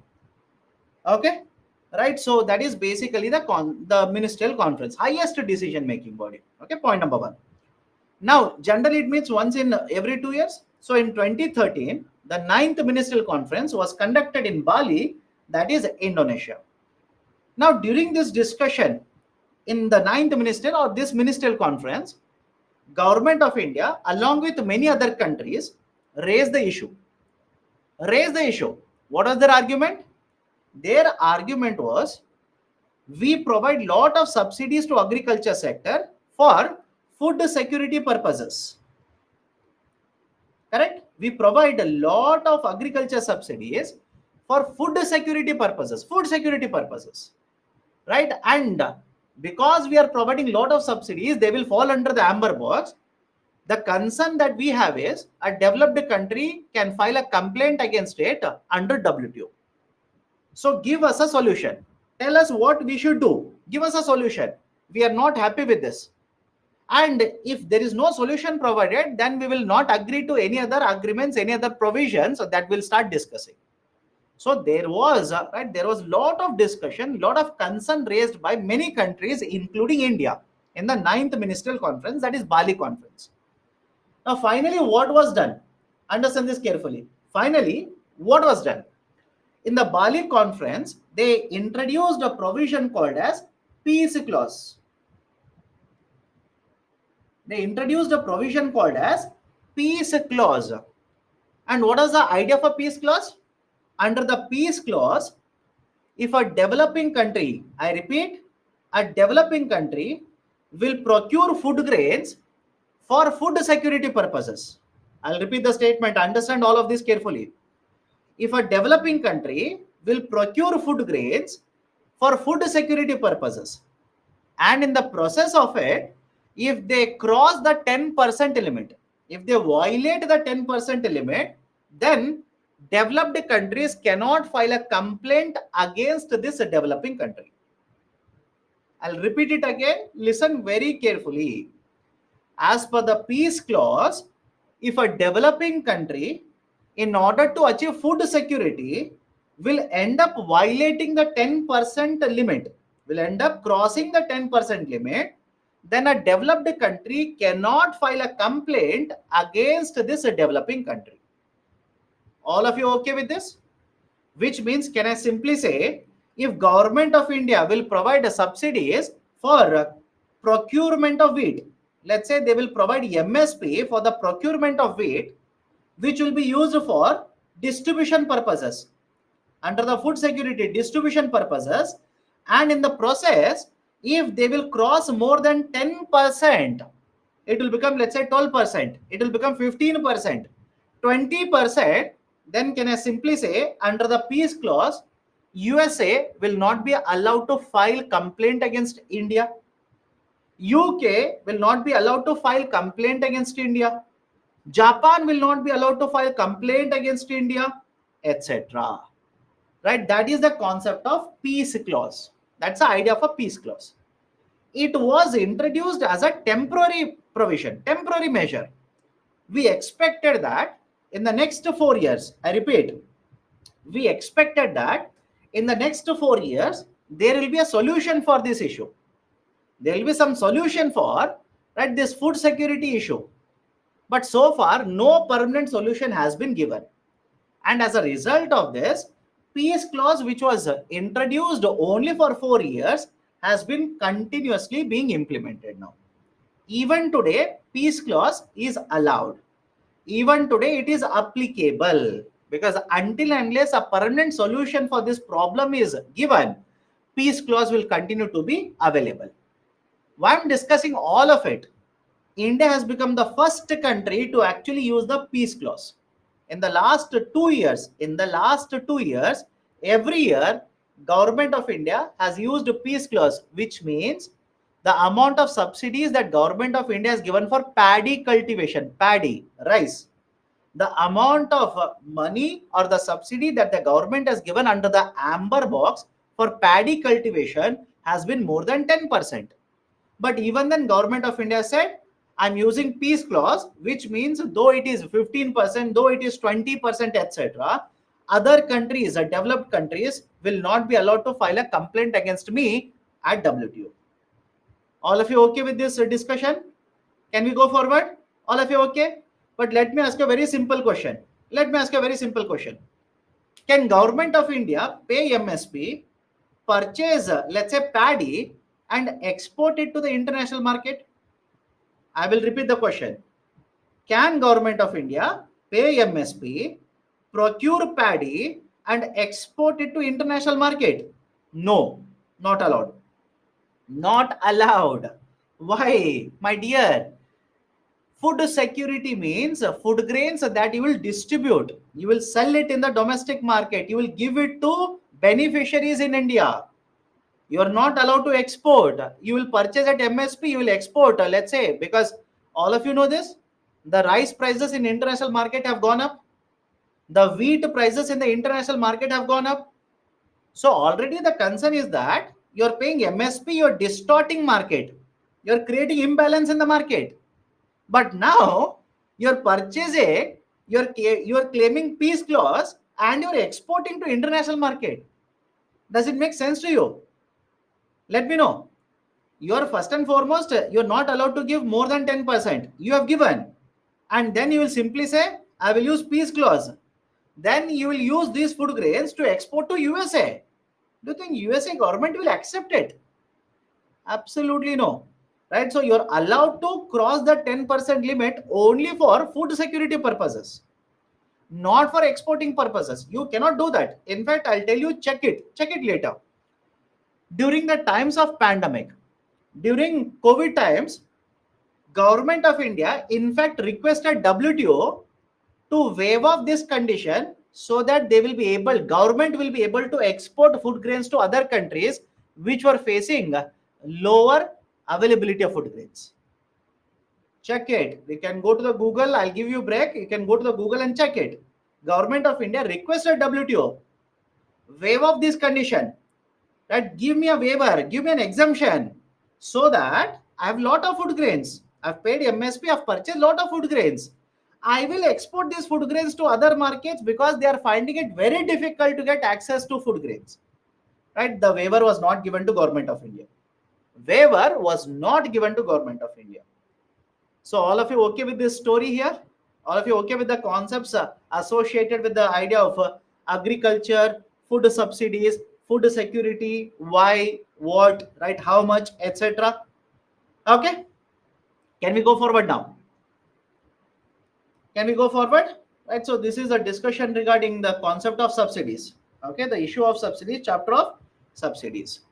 Next one is agriculture. But before I start, any questions, let me know. Otherwise, we can take a break. If there are no questions from your side, we can take a break after that. I'm sorry, after solving your questions. Huh? No questions, no doubts. Explain peace clause again. I'll repeat it. A developing country, in order to achieve food security, when they want to achieve food security, if they will procure food grains, and in the process of it, the amber box subsidies will cross 10%, because the limit is 10%, right? Because in the process of food security purposes, they will cross the 10%. If they cross 10% for food security purposes, then developed countries cannot file a complaint against this country under WTO. That is a peace clause. That's the peace clause. In simple terms, protection will be given to developing countries. Protection is provided to the developing countries. Okay. Green box will consist of those subsidies which are basically not creating any distortion in the market, right? No distortion in the market or negligible distortion in the market. Those subsidies are referred to as green box subsidies. What is cross subsidization? Cross subsidization means, understand this carefully. In case of cross subsidization, government will provide same good or a service to different consumers at a different prices. I'll repeat the statement. Government will provide same good or a service to different consumers at different prices. For example, let's say one unit of electricity actual cost is, let's say, 4 rupees. Okay, actual cost is 4. For some of the consumers, government will provide this unit of electricity at 2 rupees per unit. For some of the consumers, government will provide it as 0 rupees per unit. And for some of the consumers, government will provide this at 6 rupees per unit. Yes or no? Right? For example, if you ask me, sir, how is that possible? If you are a very poor house, don't you think government will end up charging you 0 rupees per unit? If you are a middle income household, government might charge you 2 rupees per unit. But if you're a commercial enterprise, if you're a commercial entity, then government will charge you 6 rupees per unit. So can I simply say, in this example, same good or a service, same good or a service is supplied to different consumers at a different prices, thereby collecting more money and trying to provide for subsidies, imposing more charges, collecting them and trying to provide for subsidies. This is called as cross subsidization. This is basically the concept of cross subsidization. Cross subsidization. Okay, done. Okay, so let's take a pause now. Let's take a pause. We'll restart the discussion at 7:04. We'll restart the discussion at 7:04. Please join back at 7:04 p.m.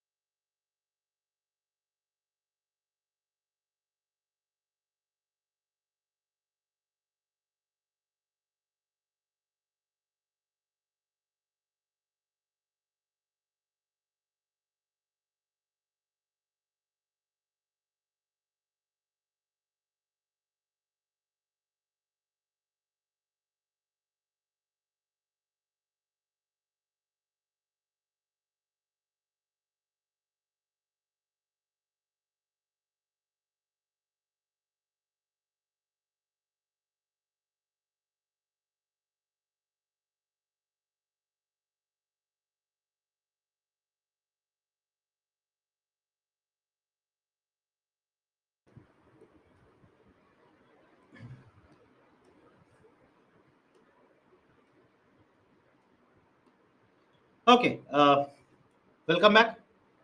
Am I audible? Please do let me know. Am I audible? Okay, let's continue. Let's continue. So let's start with the next chapter. Next topic that we'll be discussing will be the concept of agriculture and food processing. Agriculture as well as food processing.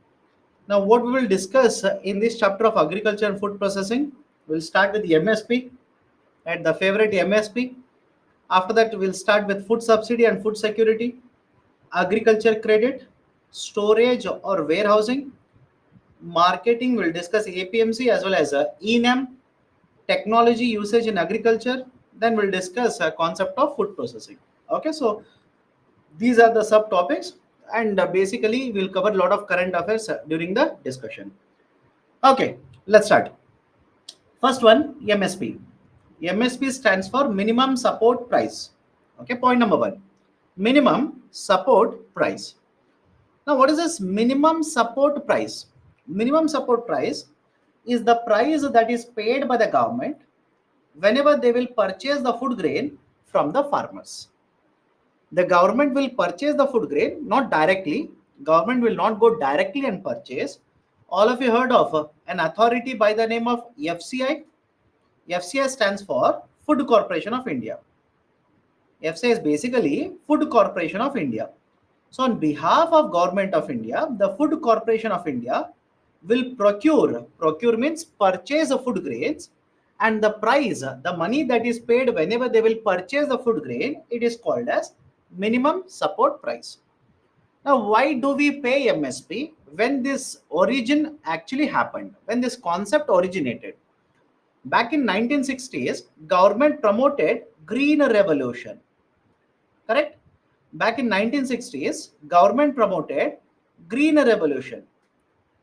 Under green revolution, we expected lot of production to happen in India's agriculture sector.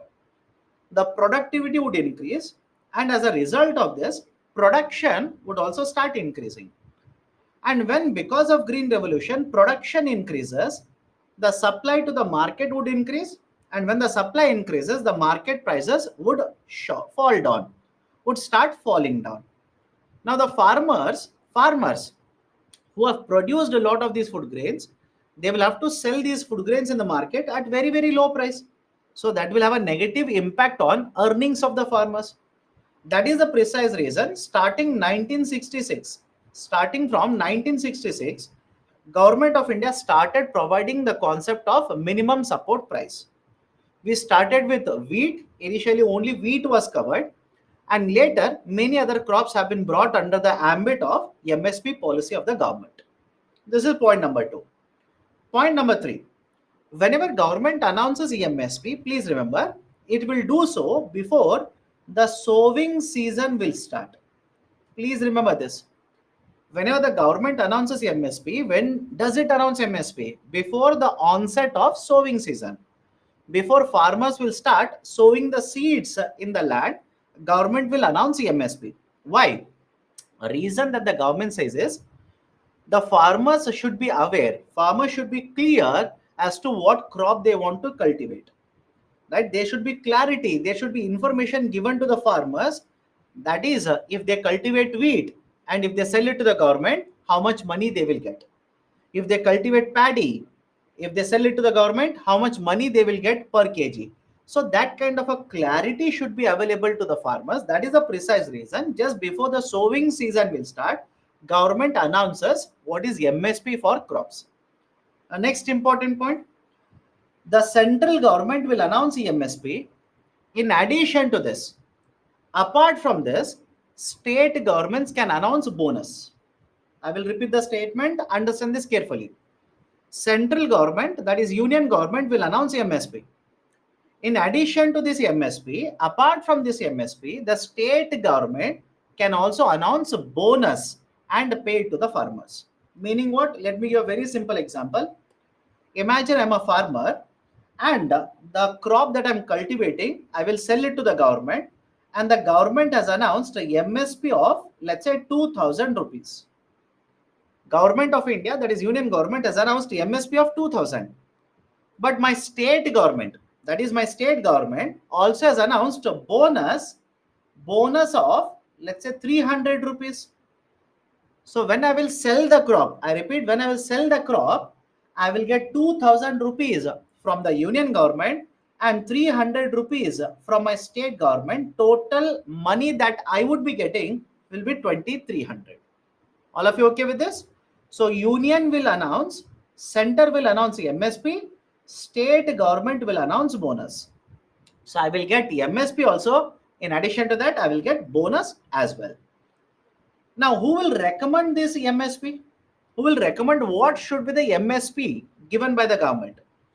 There is one authority by the name of CACP, Commission for Agriculture Cost and Prices. CACP, Commission for Agriculture Cost and Prices. CACP will recommend, I repeat, remember this was asked by UPSC. CACP will recommend, advise Government of India. But it is the government means Cabinet Committee on Economic Affairs. Cabinet Committee on Economic Affairs will decide what should be the MSP. All of you okay with this? Right? The union government will decide what is the MSP, announce what is the MSP. But the advice or the recommendation of MSP is given to the union government by one more authority by the name of Commission for Agriculture Cost and Prices, CACP. Now, next point. The government, right now, the government announces MSP for 23 crops. And the government announces MSP for more than 20 crops. This is the list of all the crops. Now, my recommendation to you people, this is my recommendation. Try to remember as many crops as possible. In this, right, in this, try to remember as many crops as possible. Why? Once a question has been asked on the crops in the list, 23 crops are there. Difficult to remember, I know that. But try to remember as many crops as possible. UPSC has already asked one MCQ question on the list of the crops. List of the crops, right? So there are cereals, there are pulses, there are oil seeds, as well as commercial crops. Right? So more than 20 crops are covered under the MSP policy. The union government will announce the MSP, but there is one crop, just understand this, there is one crop, sugarcane. There is one crop, sugarcane. In case of sugarcane, right, understand the point here, in the context of sugarcane, the technical name, what announcement is done, the technical name for it is called as fair and remunerative prices. Fair and remunerative prices, FRP.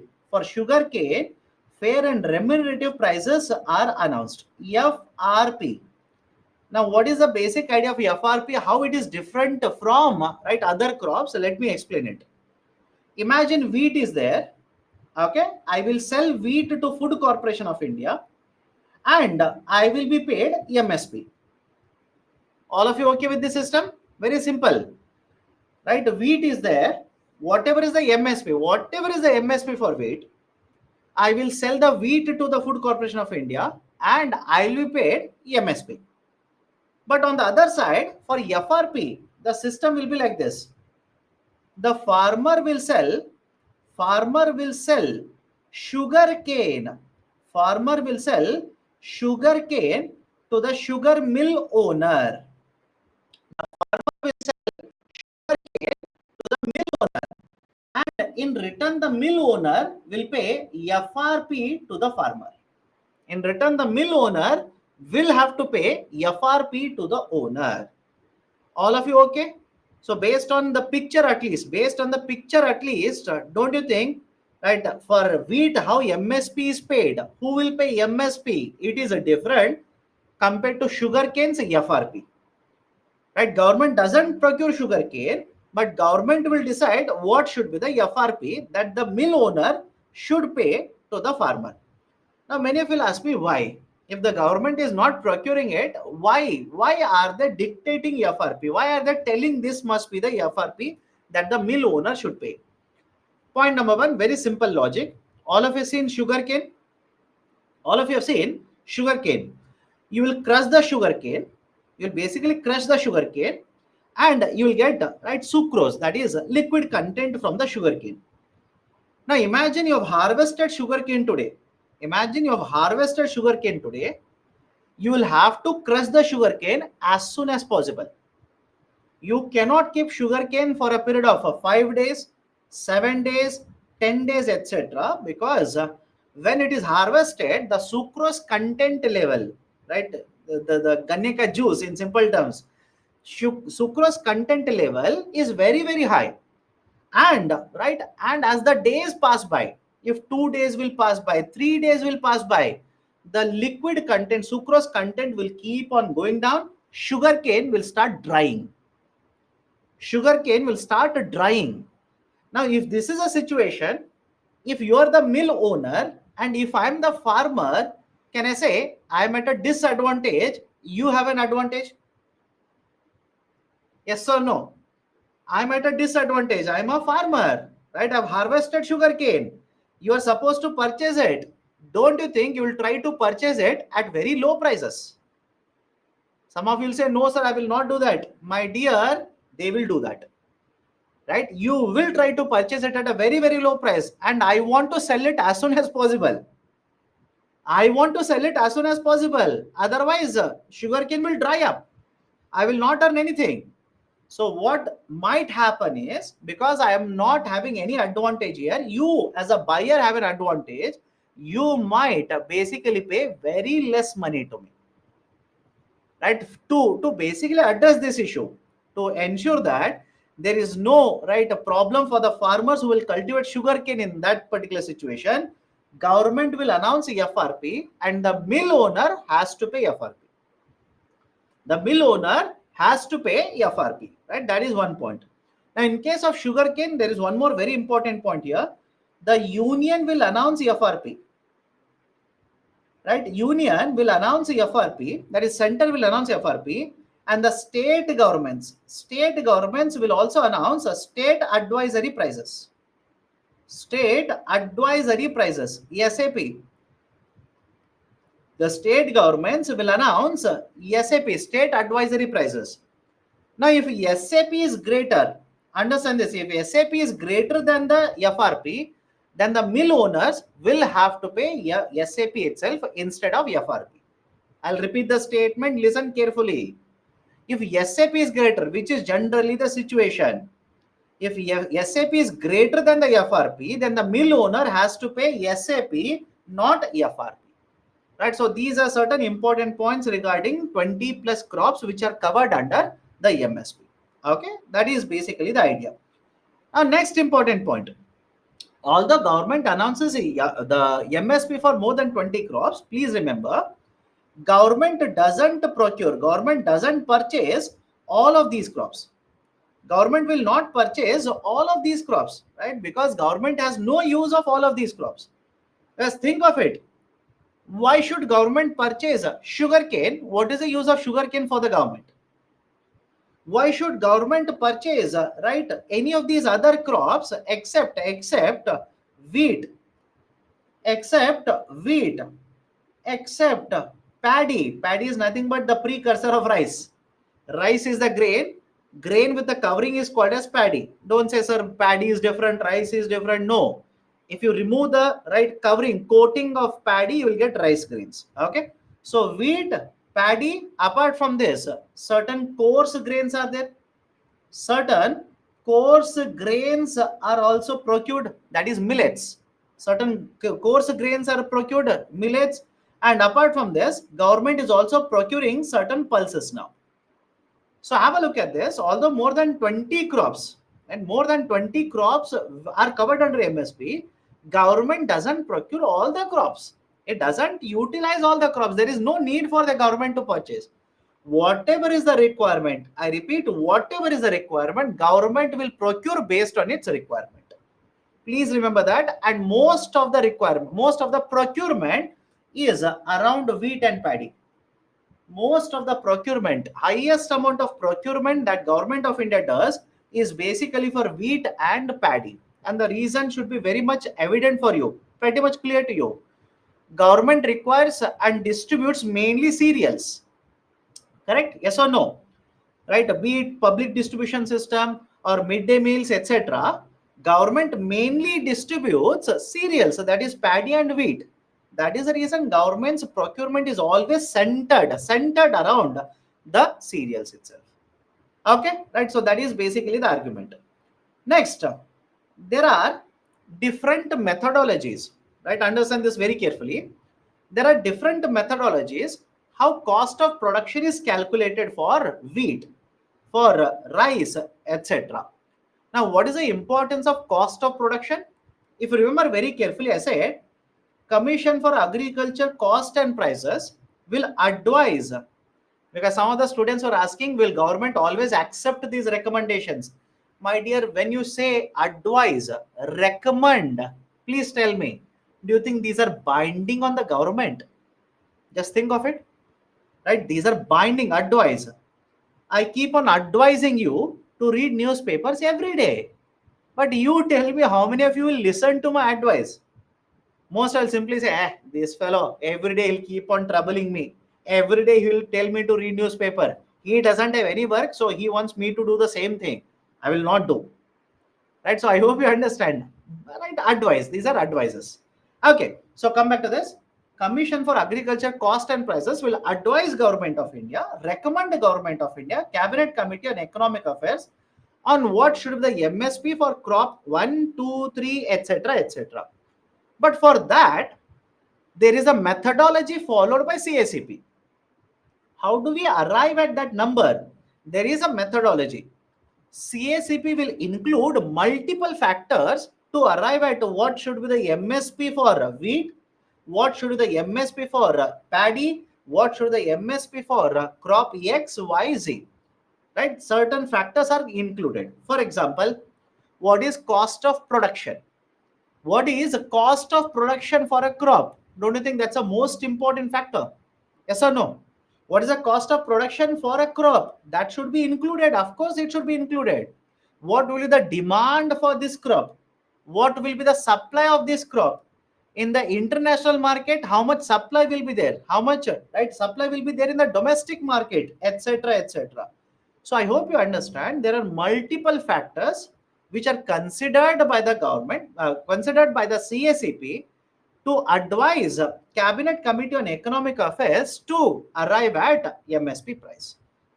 And the Cabinet Committee on Economic Affairs, please remember the formula, generally says MSP will be equal to, MSP announced will be equal to 150% of cost of production. MSP will be equivalent to 150% of cost of production. COP, 150% of cost of production. Why 150%? Right? Understand the argument of the government. If you have spent, I'll take a simple number. If you have spent, let's say 2000 rupees for producing, right, let's say 1 ton of wheat. If you have spent, let's say 2000 rupees to produce 1 ton of wheat, if I announce MSP as 150% of 2000 rupees, can I say government is purchasing and giving you additional returns of 50%? Think of it. Right? If I say 150% of your cost of production, can I say by purchasing this at 3000 rupees, government is giving you returns of 50% on your cost of production? That is the reason government generally announces MSP as 150% of COP. Right? MSP as 150% of cost of production. Remember that particular point as well. Now, how do we determine cost of production? How do we determine cost of production? I will discuss only 3 types here. Do not complicate it. Just keep it very simple. Understand the concept. Because I'll tell you very frankly, CACP uses us multiple types. Multiple types are used. There is a methodology called as A2, A2 plus FL, right? C1, C2, right? There is a C3, right? There is multiple types. So I hope you understand there are multiple types, right? How cost of production is actually calculated by CACP. Should you remember all those types? Around 9 types are there. Around 9 types. No, you don't have to remember all them. 3 are very important. Please remember those. Right? 3 are more than sufficient. Let's start. One is called as a A2 methodology to calculate COP. Second one is called as A2 plus FL. And third one, C2 methodology to calculate cost of production. Now, what is this A2, A2 plus FL and C2? Let me start with a very simple example. Listen to the example first. Please listen to the example. Okay. Now, let's say after today's class is over, hypothetical situation, don't worry. After today's class is over, I'll feel, right, I'm actually fed up with teaching. Hypothetically, I don't want to teach anymore. I will, right, leave the company, go to my hometown, drag my spouse also with me, go to my hometown and start farming activity. Start cultivating, start farming activity. Okay. Now, for point number one, if I start cultivating, if I start farming activity, will I purchase a certain inputs? Correct or not? Will I purchase a certain inputs? Of course, yes. What kind of inputs? I will purchase fertilizer. Correct? I will purchase, right, seeds. I will purchase irrigation, etc. And I will also use, let's say, labor.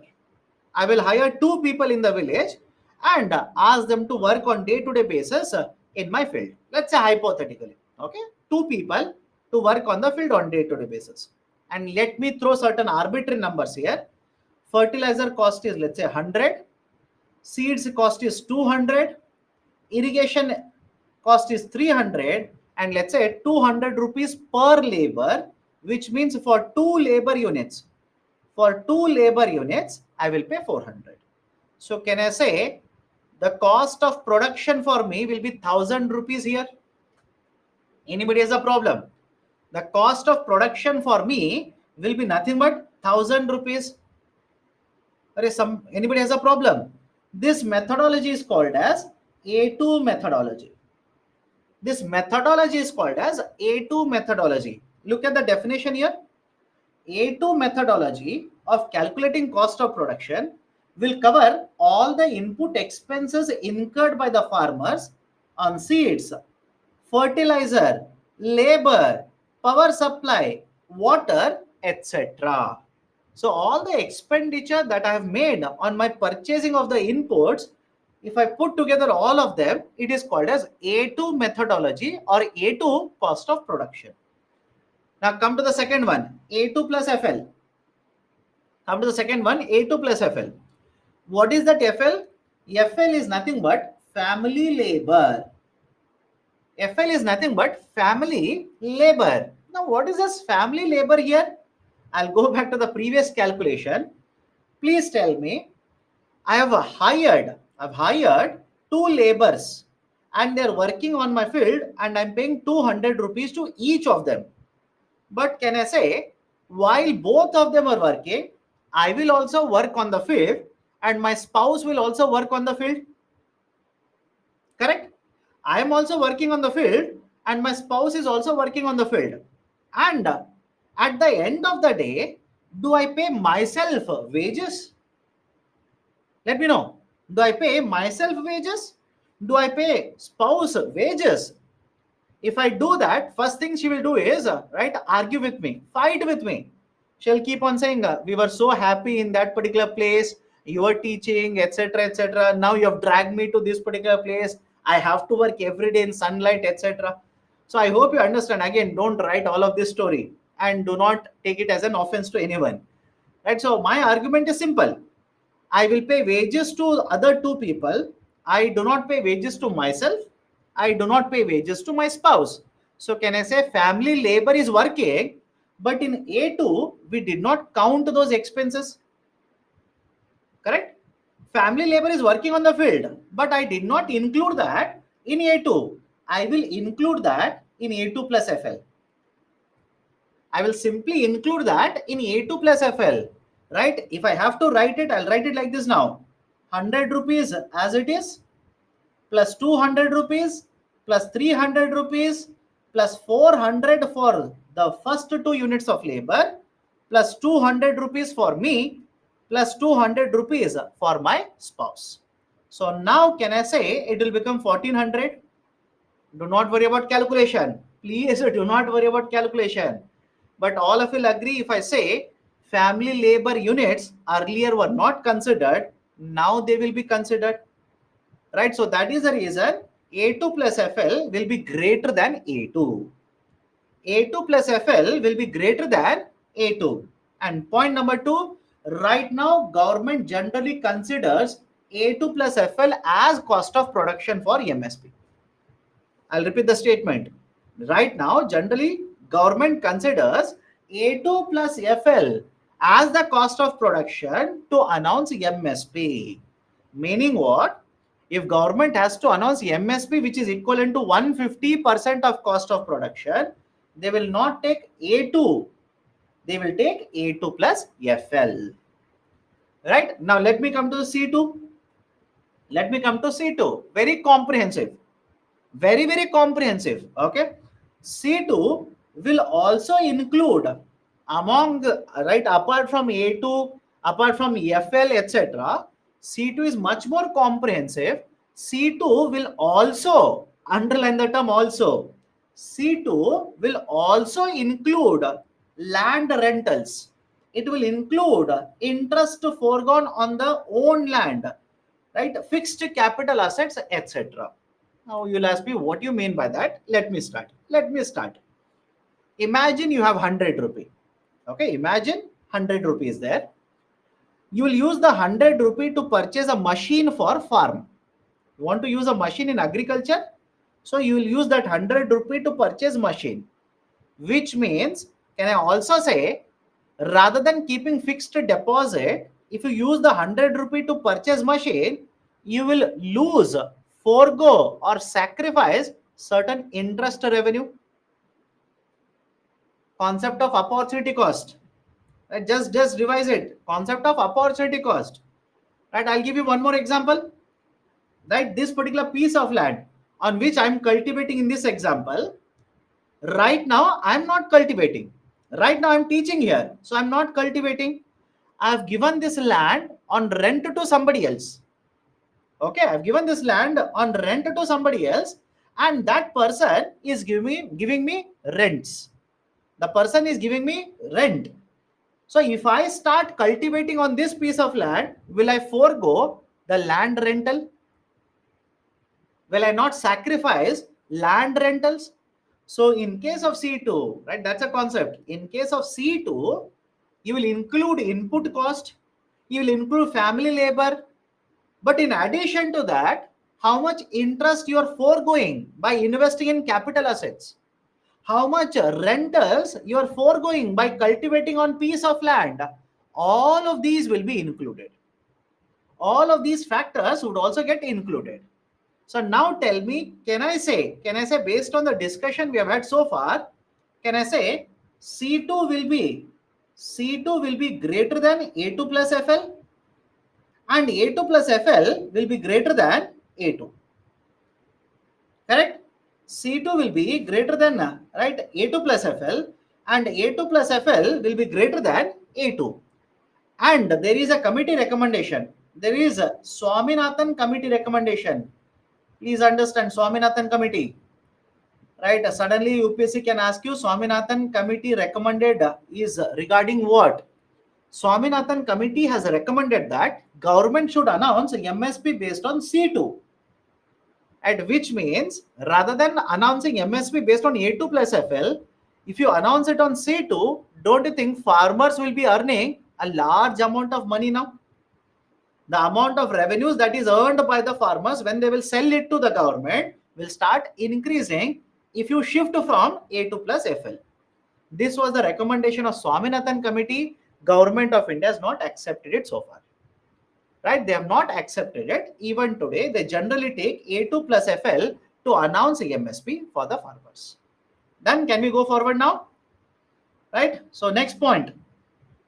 Government doesn't procure all the crops covered under MSP. That's a fact. Why? Based on the requirement. many farmers make their own arrangements to sell them or sell these crops in the market, right? Because the government is not purchasing it, I don't have any option. I will have to take these right crops and sell it in the market. Try to sell it in the market. Okay. There is a committee recommendation. We'll have a look at it later. There's a committee, high level committee. HLC stands for high level committee. So there is a committee, high level committee, which has given recommendations, regarding Food Corporation of India operations. But it has observed that only about 6% of the farming houses, actually get the benefit of MSP, which means a lot of farmers in India are not able to sell it to the government of India. They do not get the benefit of MSP, right? And apart from this, states also announce bonus in addition to MSP, right? So these are certain important points regarding the concept of minimum support price. Now there are advantages of MSP. I hope you understand. Based on this, there are advantages of MSP. What are the advantages? Can I say, whatever be the market price, government will always procure at a particular price, which means certain security is given to the farmers. Yes or no? Please think of it. Whatever be the price in the market, right? It could be lower, it could be higher, prices could have crashed, etc. Whatever be the price, but if government says I will procure it at 2000 rupee, is it not providing certain security to the farmers? Of course, yes. Of course, it is providing security. But having said so, please understand the concerns regarding it. There are a lot of concerns also. What is a concern? Government, do you remember? Government by providing MSP may create imbalances of supply and demand in the market. Correct? Government by announcing MSP may create imbalances of supply and demand of crops in the market. In fact, RBI generally is concerned about higher MSP announced by the government. I'll tell you why. RBI always says a higher MSP can cause inflation in the market. Higher MSP can cause inflation in the market. Let me prove it how. Listen very carefully. Imagine for a crop X, MSP is increased by the government. Government will increase MSP for a crop at a very high level. Now, because of this, lot of farmers may sell the crop to government of India. Correct? Lot of farmers may end up selling this crop to Food Corporation of India. Now, if they sell it to Food Corporation of India, that is to the government, supply in the market at certain point of time might come down. Does it make sense to you or not? Otherwise, right, I'll give you one more argument here. Just think of it. You're a farmer. Okay, you're a farmer. If you sell this crop to the government, you will get 2200. Right now, you take the crop, government is purchasing. You take the crop to the government, they will give you 2200. So don't you think if you are selling it to me, you will expect at least 2200 rupees? Yes or no? Does it make sense to you or not? If you take the crop and sell it to the government, you will get 2200 right now. So if I want to purchase it from you, will you not demand at least 2200 from me? Right? So if government will increase MSP from 2200 to 2500, tell me what is expected to happen? Farmers will expect more than 2200 now, somewhere around 2500. If MSP is increased from 2500 to 3000 rupees, farmers will again expect somewhere around 300 rupees. So don't you think this might cause, because understand this, you're considering only one parameter, MSP. But in the market, supply is equally important. Demand is equally important. Many other factors are there. But is it possible that if government will increase MSP to a very high level, this might cause inflationary trend in the market? Correct? This might cause inflationary trend, food inflation in the market. Okay, now that is one point. Now let me go to the next one. There is a discussion of providing legal backing to MSP. There is this concept of providing legal status to MSP. What do you mean by legal backing? Right now, remember this. MSP is not mentioned in any of the laws of government. I repeat, right now there is no law regarding MSP, which means Government of India through its executive powers is announcing MSP. And in the same way, tomorrow Government of India can cancel MSP. Possible? They can simply not announce any MSP. Is it possible or not? Of course, yes, it is possible, because there is no constitutional provision for this. There is no law for this. So that is a precise reason. In recent times, there is a discussion, there is a demand from the farmer side. Government should introduce a law and provide legal status for MSP. Provide legality for MSP. Right? That has been the demand from the farmers. In fact, I believe there is one article that I've given. Let me check. There is one article that I've given talks about a particular policy of the state government where they wanted to introduce MSP. Let me check whether I've given it or not. If not, I'll give it. Don't worry. By the way, I'm talking. It's not there. Don't worry. Next week I'll give it. I'm talking about Andhra Pradesh. Very recently, Andhra Pradesh wanted to introduce a law and provide legal status to MSP. Although they have dropped the plan now. They have dropped the plan. They do not want to provide any legal backing to MSP. But why? Why there is a demand? What is the advantage of providing legal status to MSP? And if a legal status is given, then what is the concern? What is the problem with providing legal status to MSP? Okay, let's start. First one, if government will provide legal backing to MSP, it simply means government has to procure these food grains. Government has to procure these food grains. If they announce MSP for this, they do not have any option. They will have to procure, they will have to purchase these food grains. Please tell me, if government will start purchasing these food grains, don't you think it will provide more income support to the farmers? Yes or no? Right now it is mainly centered around rice and wheat. But MSP is given for 20 crops. Now government has to procure all the 20 crops, which means income support, income security is given to the farmers. Point number one. Point number two, understand this very carefully. I'll discuss two important points here. Right now, Government of India follows a concept called as open-ended procurement. Open-ended procurement. Now, what is this concept of open-ended procurement?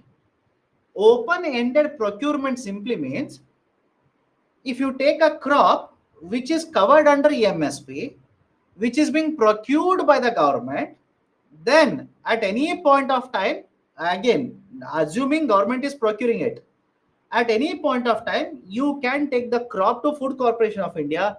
Food Corporation of India has to purchase the crop from you. All of you okay with this? I'll repeat it again. What do you mean by open-ended procurement? Imagine wheat.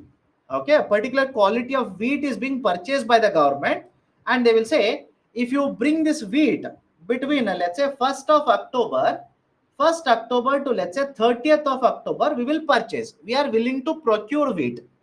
So between these two dates, 1st October to 30th October, if you take wheat to Food Corporation of India, FCI has to purchase it. FCI cannot deny, they will have to purchase the food grain from you. This policy is called as open-ended procurement policy. All of you okay with this? This was there very recent in the newspaper. I'll tell you why. And then we'll connect it to, basically the discussion we're having. Very recently, that is in the last 1 year, there was a friction between one of the state governments and the union government. Okay, one of the state governments as well as union government. Why? In one of the states, again, this kind of a rice is cultivated in multiple states, but in one state, there was a cultivation of parboiled rice. Parboiled rice. By the way, those are asking which state? Telangana. Telangana. Right? So in Telangana, there is a cultivation of parboiled rice. And the union government already had announced that in the next cycle, union government will not be procuring any parboiled rice. Why? The government stated already in the previous years, in the previous cultivation cycles, we have purchased a lot of parboiled rice. We already have huge quantities of parboiled rice that is more than sufficient for us. So we do not want to purchase any more quantity of parboiled rice. So union government had already clarified saying that they will not be procuring any quantity of parboiled rice in this cycle.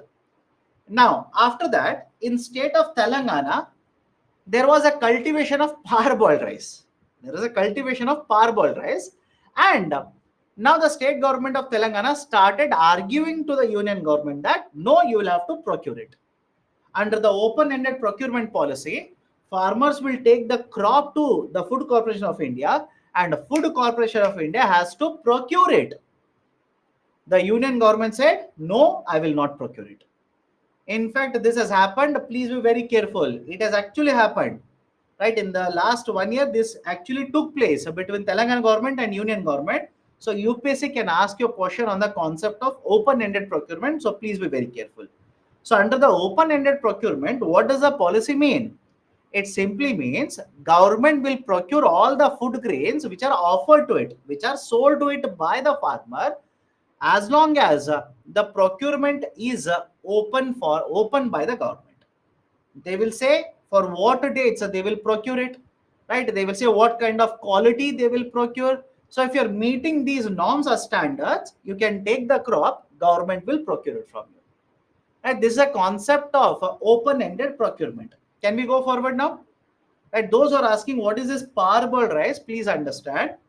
Parboiled rice is nothing but a rice. It is rice. Why it is called as a parboiled rice?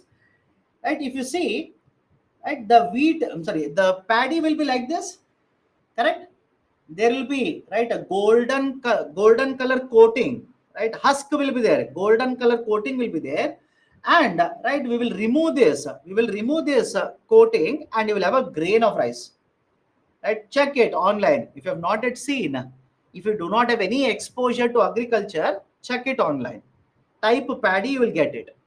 So there will be a coating like this, husk. You will remove the husk and you will get a grain. This quality of rice, why it is called as a parboiled rice? You cannot directly start removing the husk because the rice grains are very brittle. They will break up very easily. That is a precise reason this rice is boiled first. Right? Partly, parboiled is combination of two terms, partly plus boiled. So you will boil this, right, with the husk only. You will boil the rice for a certain time, then remove and start removing the husk, start removing the coating. Hence, this is called as a parboiled rice. Is the logic okay? Right? Hence, this is called as a parboiled rice.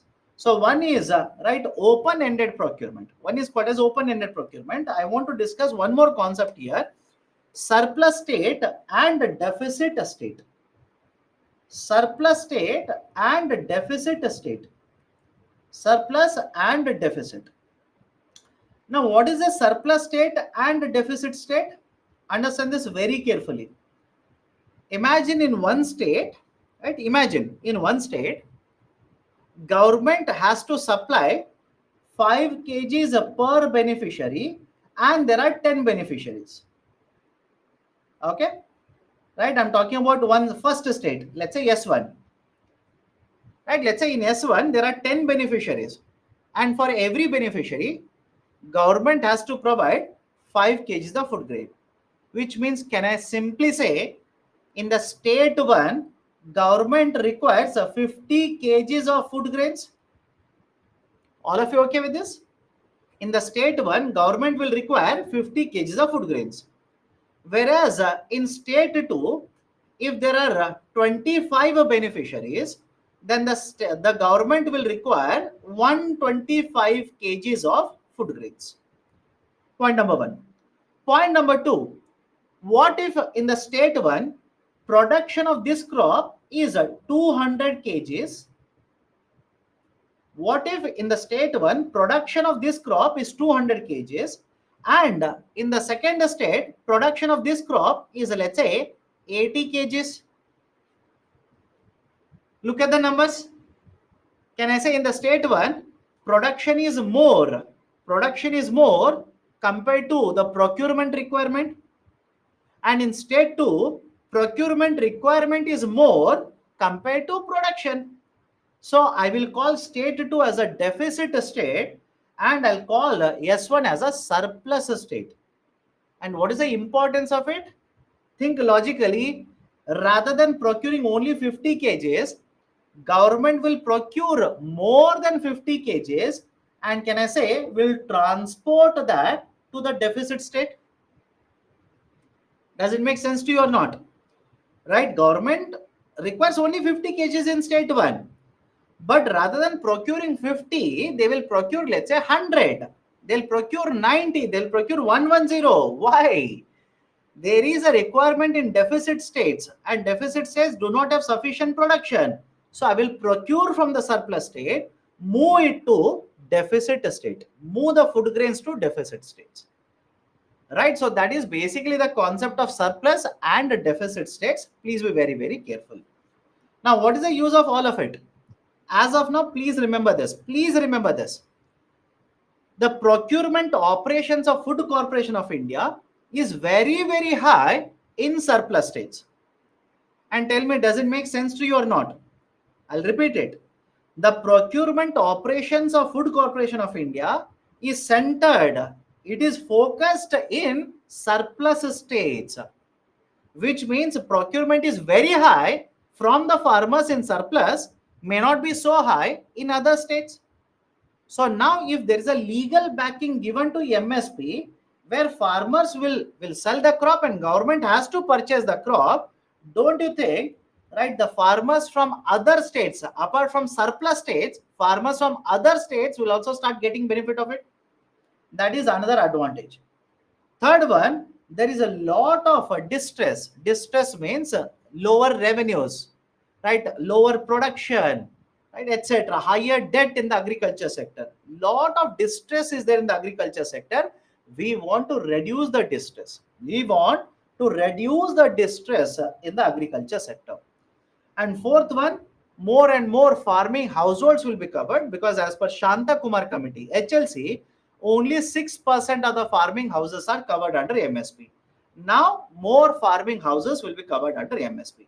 So, these are some of the advantages or benefits of having legal backing to MSP. Now, what is the issue or concern? What is the issue or concern? Please understand this.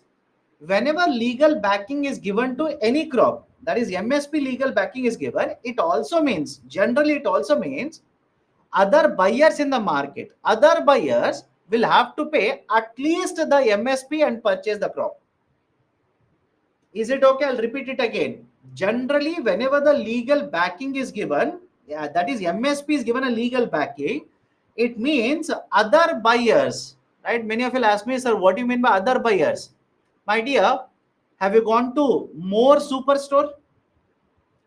Have you gone to Lulu malls, right? Hyderabad, Bangalore, etc., etc. So have you seen they selling rice in their shops? What about your neighborhood stores? They will also sell rice, right? The provision stores which is there nearby your home, do you think they will purchase rice from government? No, they will purchase rice from the open market. What about right, the food processing companies? They will purchase right, the food grains from the open market, not from the government. So argument is, if government will provide legal backing to MSP, all the other participants in the market now will have to pay MSP and purchase. At least MSP they will have to pay. Right? That is the argument of legal backing to MSP. Now please tell me, if such a law is introduced, don't you think that will definitely affect procurement by non-government agencies from the market of these food grains? Yes or no? If such a law is introduced, such backing is given to MSP, will it not affect procurement by Non-government entities, that is private traders. Private traders now will have to pay more money to purchase food grains, because right now there is no legal MSP, which means whatever could be the MSP price, can I say market prices are dependent on supply and demand forces? Correct or not? Does it make sense to you? I'll repeat the statement again. Currently, we do not have any legal backing to MSP, which means whatever could be the MSP, but the market prices are decided based on supply and demand of food grains in the market, right? But suddenly, if you give legal backing to MSP, forget about demand forces, forget about supply forces, the buyers will have to pay at least MSP and purchase food grains. So definitely, yes, it will affect the procurement operations of the traders. And if market price will be at least MSP, now tell me, can that cause food inflation? Yes or no? Can that cause food inflation? Of course, yes. Now farmers will take this, sell it to the government. Government will have to pay MSP. What will happen to the burden, fiscal burden on the government of India? Right, the expenditure incurred by the government of India, the expenditure fiscal burden will also start increasing. And what if rather than paying at A2 plus FL, government will decide this at C2? Can you imagine how much will be the financial burden on government of India? I hope you understand. Instead of giving at A2 plus FL, what if government of India will announce MSP at C2 level? Imagine the burden, right? Imagine the burden on the government. Imagine to what extent price levels will jump, right? What will happen because of all of it? And finally, even if the government will procure, we do not have sufficient storage capacity. We'll discuss this in the next class. We do not have sufficient storage capacity. That's a fact, by the way. The amount of storage capacity we have in India is very, very less. Very, very less. And final point, what about, right, the agreement on agriculture? Tell me, what about agreement on agriculture? Don't you think by providing legal backing to MSP, government will pay a huge amount of MSP, you will end up violating 10% level for many crops now? Correct? All of you will agree? You'll end up violating 10% level for many crops, right? So that is also not preferable. So I hope you understand, legal backing has certain advantages, but equally there are a lot of disadvantages, lot of concerns regarding legal backing. That is a precise reason, despite a very high demand is there for legal backing to MSP, government has not decided anything on this.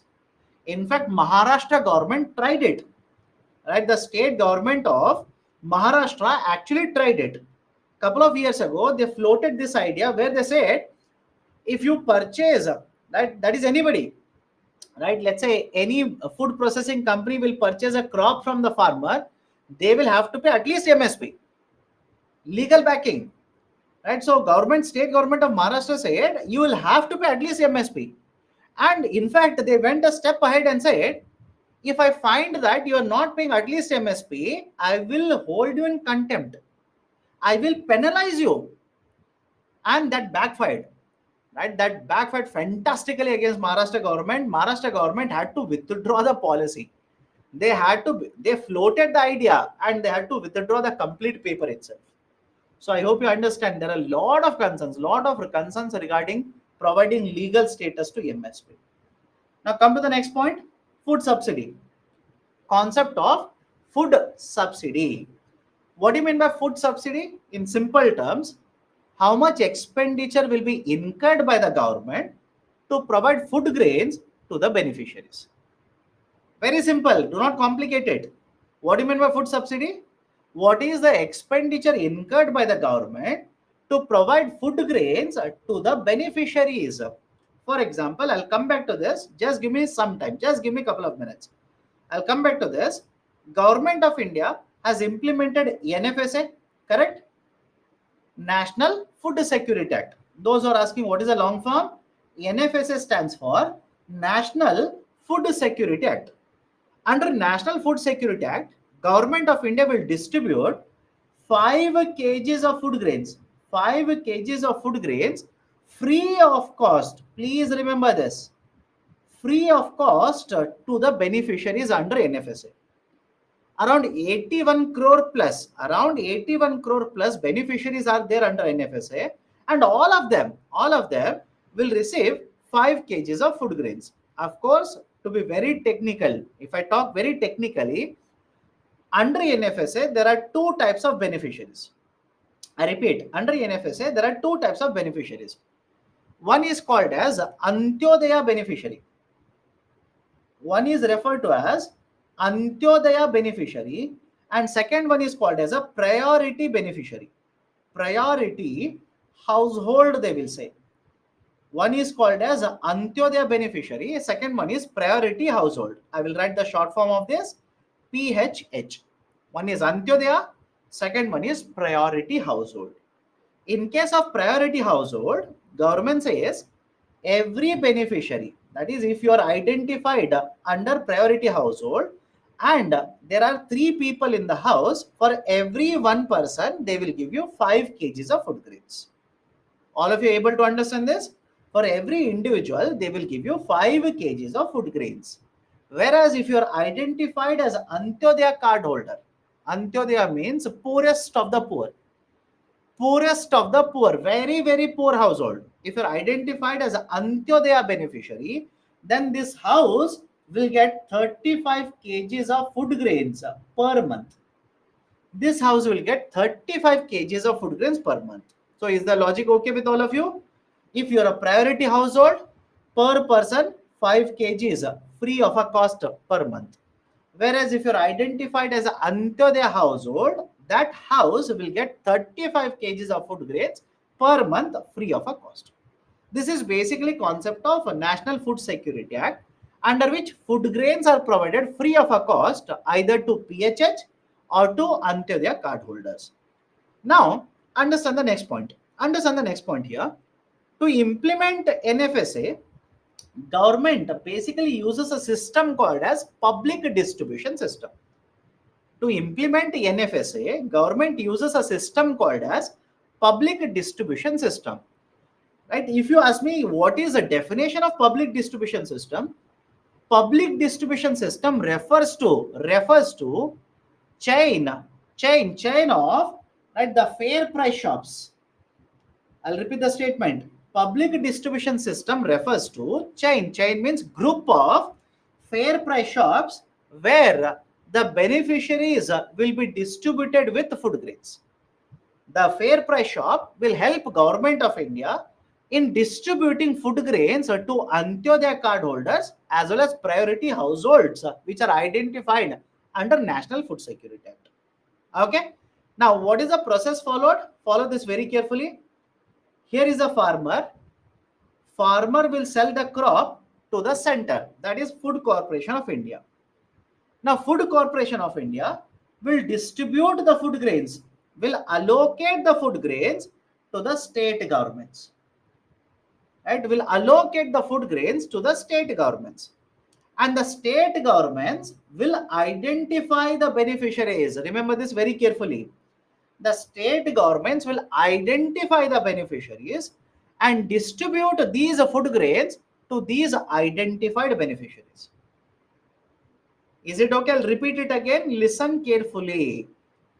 Farmer will sell the crop to, right, the government. Government will allocate the food grains to the state governments. State governments will identify the beneficiary and distribute food grains to the beneficiaries. This is how public distribution system or PDS is actually implemented. Now, what are the other points? What are the other points regarding NFSA? Point number one. Point number one. Government of India under NFSA, it says 50% of urban population and 75% of rural population will be covered as beneficiaries under this.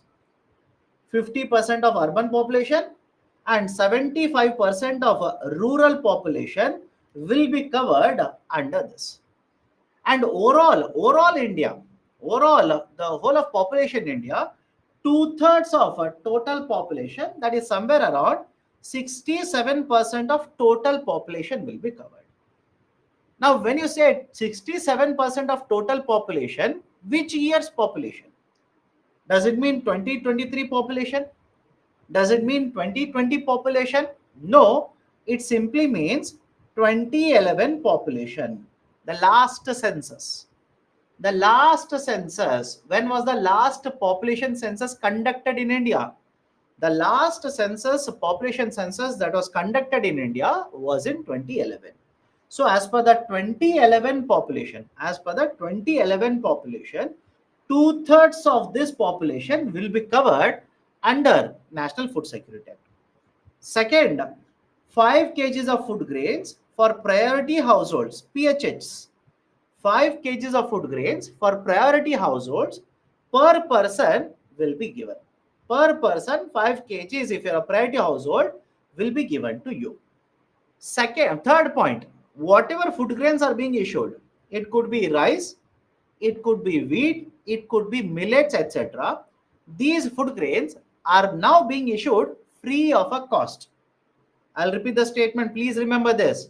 This year, these are being issued free of cost. 0 rupee. Right? 0 rupee. Issue price is 0 rupee. What do you mean by issue price? At what price government will sell the food grain to the beneficiary? That is called as issue price. So for the current financial year, the issue price for rice, wheat, coarse grains, etc. is 0 rupee. And the next important point, some of you will ask me about this later.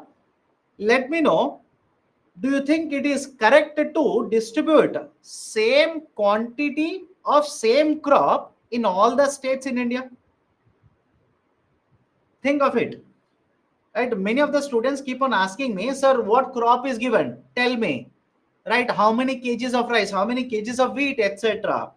There is no uniformity, my dear. There is no uniformity. There should not be uniformity, by the way. Why? The food habits of the people keep on changing in all the states in India. In some of the states, wheat is actually preferred, consumed more. In some of the states, rice is consumed more. So don't you think based on the food habits, the state government in one of the state might distribute more of a rice, in another state, they might distribute more of a wheat. So I hope you understand the logic behind it. 5 kgs are issued for priority household per beneficiary. Whereas Antyodaya card holders, that is the poorest of the poor, per household, 35 kgs are distributed. Per household, 35 kgs are distributed. Now, there is also redressal mechanism. What do you mean by redressal mechanism? If you have any complaints, right, you are not getting the right amount of food grains every month, there is corruption, etc., then there is a mechanism which has been set up under NFSA. You can file a complaint.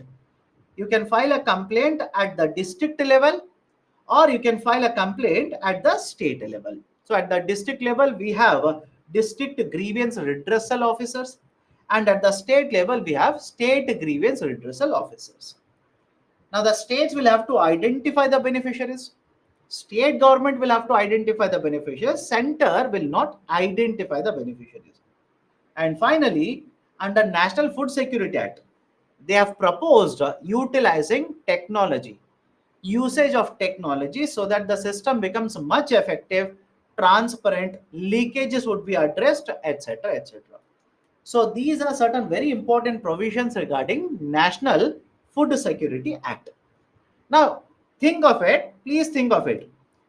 If government will purchase food grain and provide to me free of a cost, can I say whatever is expenditure incurred by the government to transport, MSP, etc., all the expenditure put together will be food subsidy? Let me know. A very simple question to all of you. Government will purchase food grain, store food grain, transport the food grain, and finally give it to me at 0 rupees. So can I say all these expenditures put together, is the expenditure incurred by the government? Can I call this as a food subsidy? Of course, yes. But please understand, calculation slightly is technical. There is a slight technical calculation. Let me explain it. Listen to me very carefully. Point number one. Point number one. If government, imagine this, if government has, let's say, 10 beneficiaries, I'll take simple calculation to make you understand. Okay. Point number one. Imagine there are 10 beneficiaries, and for every beneficiary, government has to give 5 kgs. Government should procure 50 kgs of food grains. Correct? Government requires to procure only 50 kgs, but government doesn't procure only 50. Government will purchase more than 50. I'll tell you why. Government will not simply purchase 50. Government will purchase more than 50. Let's say hypothetically, they will purchase and procure 80 kgs. Now many of you ask me, why extra 30 kgs? What is the use of this additional 30 kgs? This additional 30 kgs, I will call this as buffer stock. This additional 30 kgs, I will refer to this as buffer stock. Now, what is this buffer stock? Buffer stock refers to additional food grains. Understand my point? Additional food grains which are purchased, stored by the government, and if there is any requirement, if there is any emergency, these additional food grains will be reintroduced in the market. Is it okay? I'll repeat it again. Right? Imagine government requires only 50 kgs because 10 beneficiaries are there. Government will not purchase 50. Government will purchase more than 50. Why? Why extra 30 kgs? Reason that the government says is, I will purchase 30 kgs. I will not sell it right now. I will not issue it right now. I will keep it with myself. Buffer, extra. I will keep this 30 kgs extra with me. Imagine there is a shortage of food grains in the market. Can that happen? Let me know. In recent times, are you seeing shortage of food grain supply in the market? So when there is a shortage of food grain supply, or if there is an emergency requirement, I will use these extra or additional food grains in case of emergency. All of you okay with this? This concept of maintaining additional extra food grains is called as buffer stock. This is referred to as buffer stock, and government purchases and maintains huge quantity of buffer stock. In fact, let me ask you a very simple question. Those who are reading newspapers, please tell me, how many of you have read open market sale scheme? Let me check. Open market sale scheme, OMSS. Very, very important, very much there in the current affairs. For example, today in the newspaper, I believe it was there in either Financial Express or Indian Express. Right, today's newspaper only it was there. Government of India has increased the amount of quantity they would be selling under the open market sales scheme. What is this open market sales scheme? In recent times, if you are reading newspapers, rice prices have started increasing. Correct? Rice prices have started increasing. And when I'm saying rice prices, if you have checked the prices, even onion prices have started increasing now. Check the newspapers. Even onion prices have started increasing. So what government of India says, again, not talking about onion, talking about cereals. Generally under OMSS, they target cereals, rice and wheat. So government says, if the prices of rice will start increasing, I have a buffer stock. Correct? All of you agree? Right? If the price of rice will start increasing, it simply means the demand, right? The demand is becoming higher compared to supply. Right? I hope you understand. There is certain problem regarding supply. Demand is increasing, supply is becoming shorter. That is the reason prices will start increasing. So government says the buffer stock that I've procured, the buffer stock that I've purchased and kept with myself, I will sell it. I will auction or sell it in the market. Now, please tell me, if because of various factors, right, let's say El Nino, because of various factors, supply of rice is coming down, market prices will start increasing. If government will sell buffer stocks in the market, can I say supply of rice will start increasing now? And when supply will start increasing, what will happen to market prices? Market prices will start cooling down. Market prices will come down. All of you okay with this? That is the use, that is the utility of open market sale scheme. OMSS, open market sale scheme. Right? This is being conducted by the government in recent times. So please be very, very careful. Okay, right? So let me stop the discussion today here. Tomorrow, sorry, not tomorrow. Tomorrow is Saturday, by the way. There is no class. Right? So tomorrow is Saturday, so no class. Monday we'll pick it up from food subsidy. Monday we'll pick it up from food subsidy because I want to discuss the questions. I want to discuss the questions that we were not able to discuss yesterday. International trade. Okay, international trade. By the way, read these articles. Read these articles. DBT, Government of India very recently has stated, right, we have been able to save more than 2.7 trillion rupees because of direct benefit transfer. Bharat brand, that fertilizers. OECD, do you remember the taxation, pillar 1, pillar 2, right, global minimum corporate taxes? It is regarding that. Please read that. Okay. Non-tariff barriers. It has affected India's exports. Right, and how many of you read this article yesterday? Right, yesterday it was there, and today also it is there. There is a term called as a finfluencers. Such a tongue twister. Financial influencers, combination is called as finfluencers. Right, financial influencers, very, very famous now. SEBI has started targeting, right, these financial influencers. In fact, there is one company which was called as a BAPA of a chart. Right, there was one financial influencer, right, who was providing certain services, and the name of the product was called as a BAPA of chart. Very recently, that is yesterday only, SEBI has barred BAPA of chart to trade in the stock market, has imposed a penalty of around 17 crore rupees. 17 crores, 17 crores. Right, so suddenly UPSC can ask you what is the meaning of the term finfluencer. Finfluencer basically is a financial influencer. For example, right, you must have, when you're watching YouTube, etc., etc., right, you'll come across ads. Suddenly an ad will pop up and say you want to earn 15% returns in the stock market. Right, you'll say yes, I want to earn. And then they'll say you have extra money to invest. You'll say yes, yes, I have extra money to invest. Then they will say join this course. Right, join this course. Right, I will tell you, I'll give you tips. Right, I will simply tell you how to make money in the stock market, etc., etc. These are called as financial influencers. These are referred to as financial influencers. Please understand, financial influencers are not registered. That is the biggest problem. Financial influencers are not registered with SEBI. That is the biggest problem. For example, today I will tell you, invest in this stock. Many of you will believe that because he is economics faculty, you will believe, okay, this person is guiding me, etc., etc.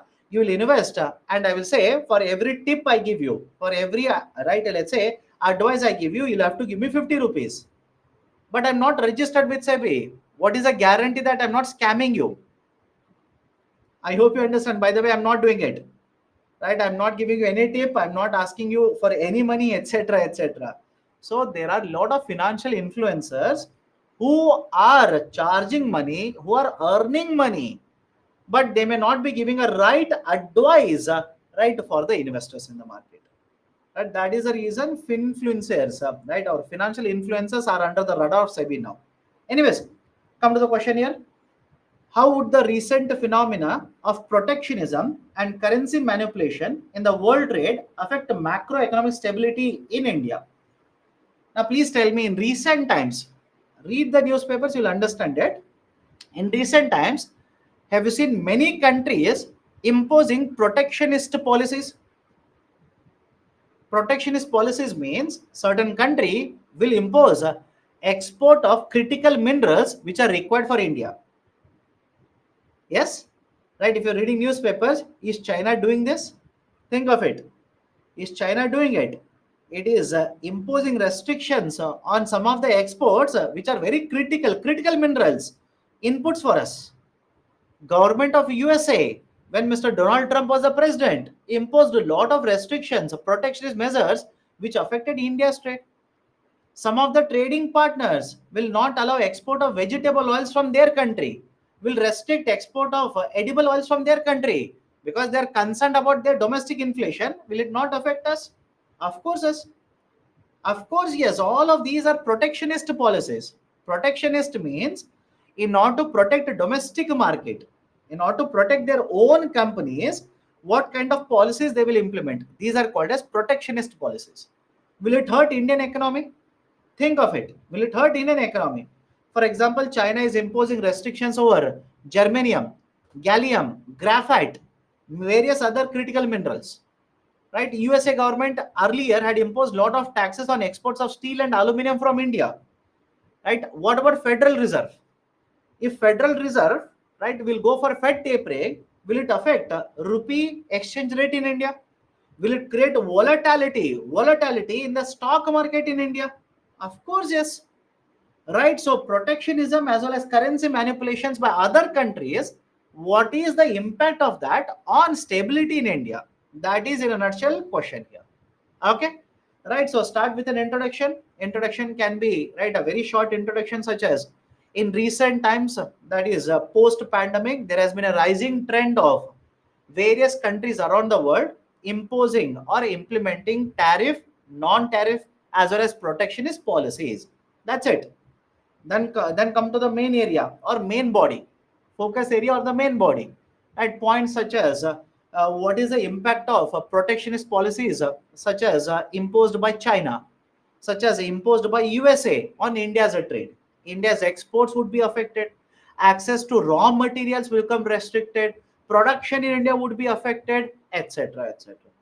Right. In addition to this, when Federal Reserve, European Central Bank will start changing their interest rates, increasing their interest rates, it will definitely have an impact on currency, right? Let's say stability of rupee against the dollar in India.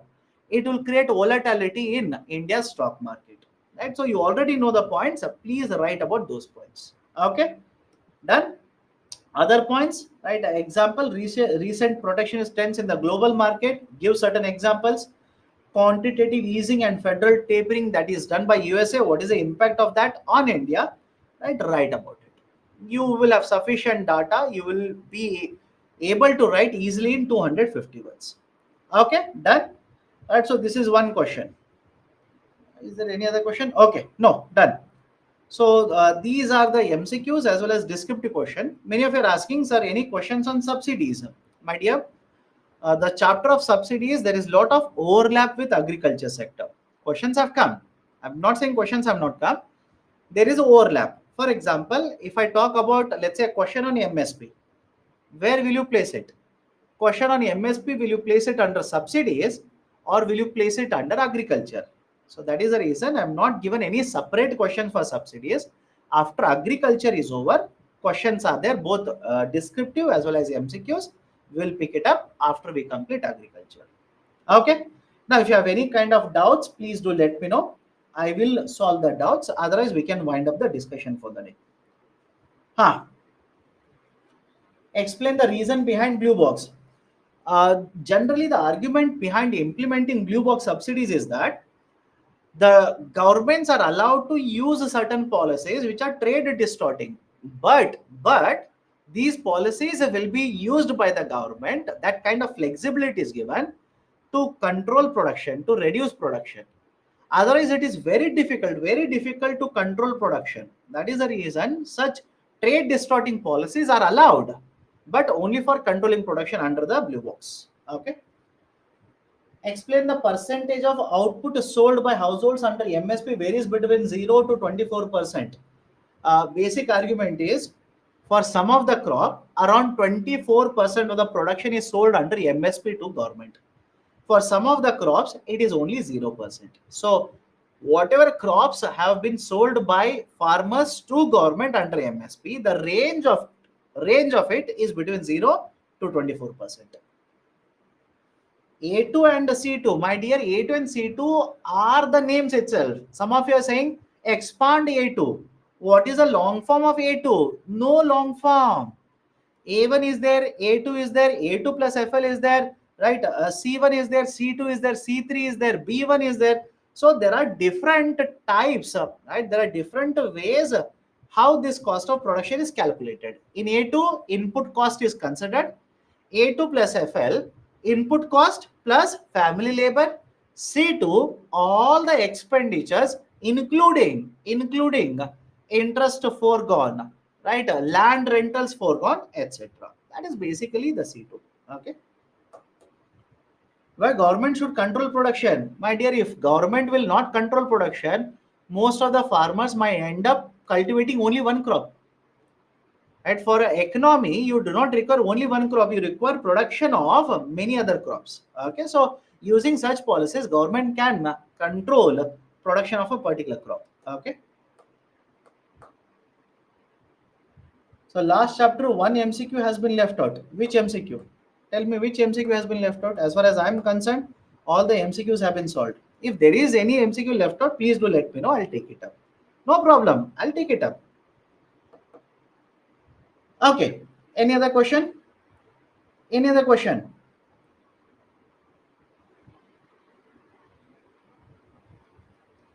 No other questions? Okay, before I wind up the session, last 2 minutes are there. In Antyodaya, 35 kg per household, but in PHS, 5 kgs per person per month. The family members in PHS group will be more than 7. Will they cover more than Antyodaya person? Generally, the argument is per household, they will consider 5 people. But again, if there are more than 5 people, they can provide it to them. What is fat tapering? In 2 minutes, I cannot explain fat tapering. It is already there. It has been covered. Right? I cannot discuss a concept which I've discussed in 20 minutes in 1 minute. That cannot happen. Okay. What is electronic scrip? Electronic scrip means the certificates which are issued, the taxation credit certificates which are issued in electronic form. Do you understand the term electronic or digital form? So rather than issuing physical scripts, they will issue the same script in the form of digital, that is electronic version. Hence, these are called as electronic scripts.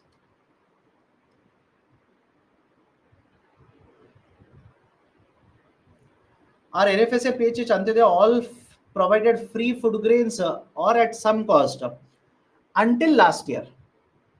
Until last year, under the NFSA, please remember, rice was sold. Rice was issued to the beneficiary at 3 rupees per kg.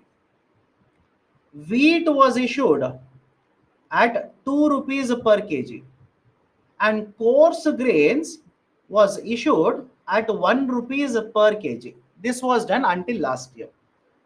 But for this financial year, I repeat, this financial year, Government of India says, I will not be issuing and collecting any money from the beneficiary.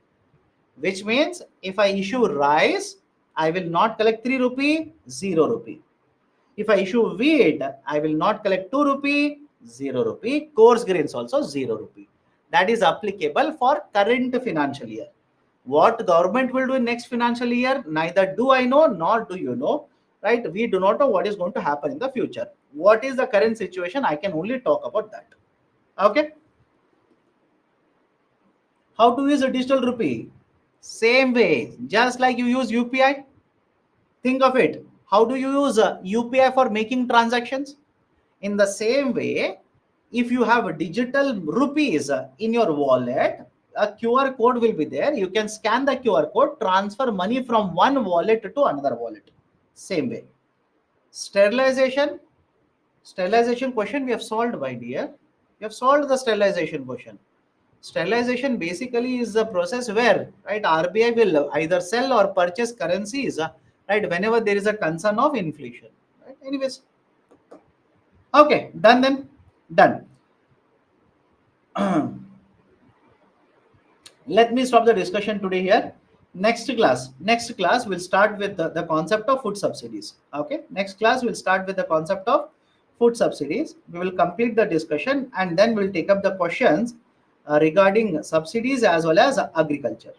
We'll take up questions from agriculture as well as subsidies once I'm done with the discussion next week. That is on Monday. Okay.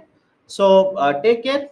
Read the newspaper articles that I've given to you. All of them are important, and I've ensured that all the articles that have been given to you are not from Hindu, because I believe most of you are reading Hindu. So no point in again giving the same articles that you have read in Hindu. I've ensured that these are from different newspapers such as Mint, Business Standard, Business Line, Financial Express, and Indian Express. But again, it's not my burden to read those articles. It's your duty to read those articles. Okay, done then. So let me stop the discussion today here.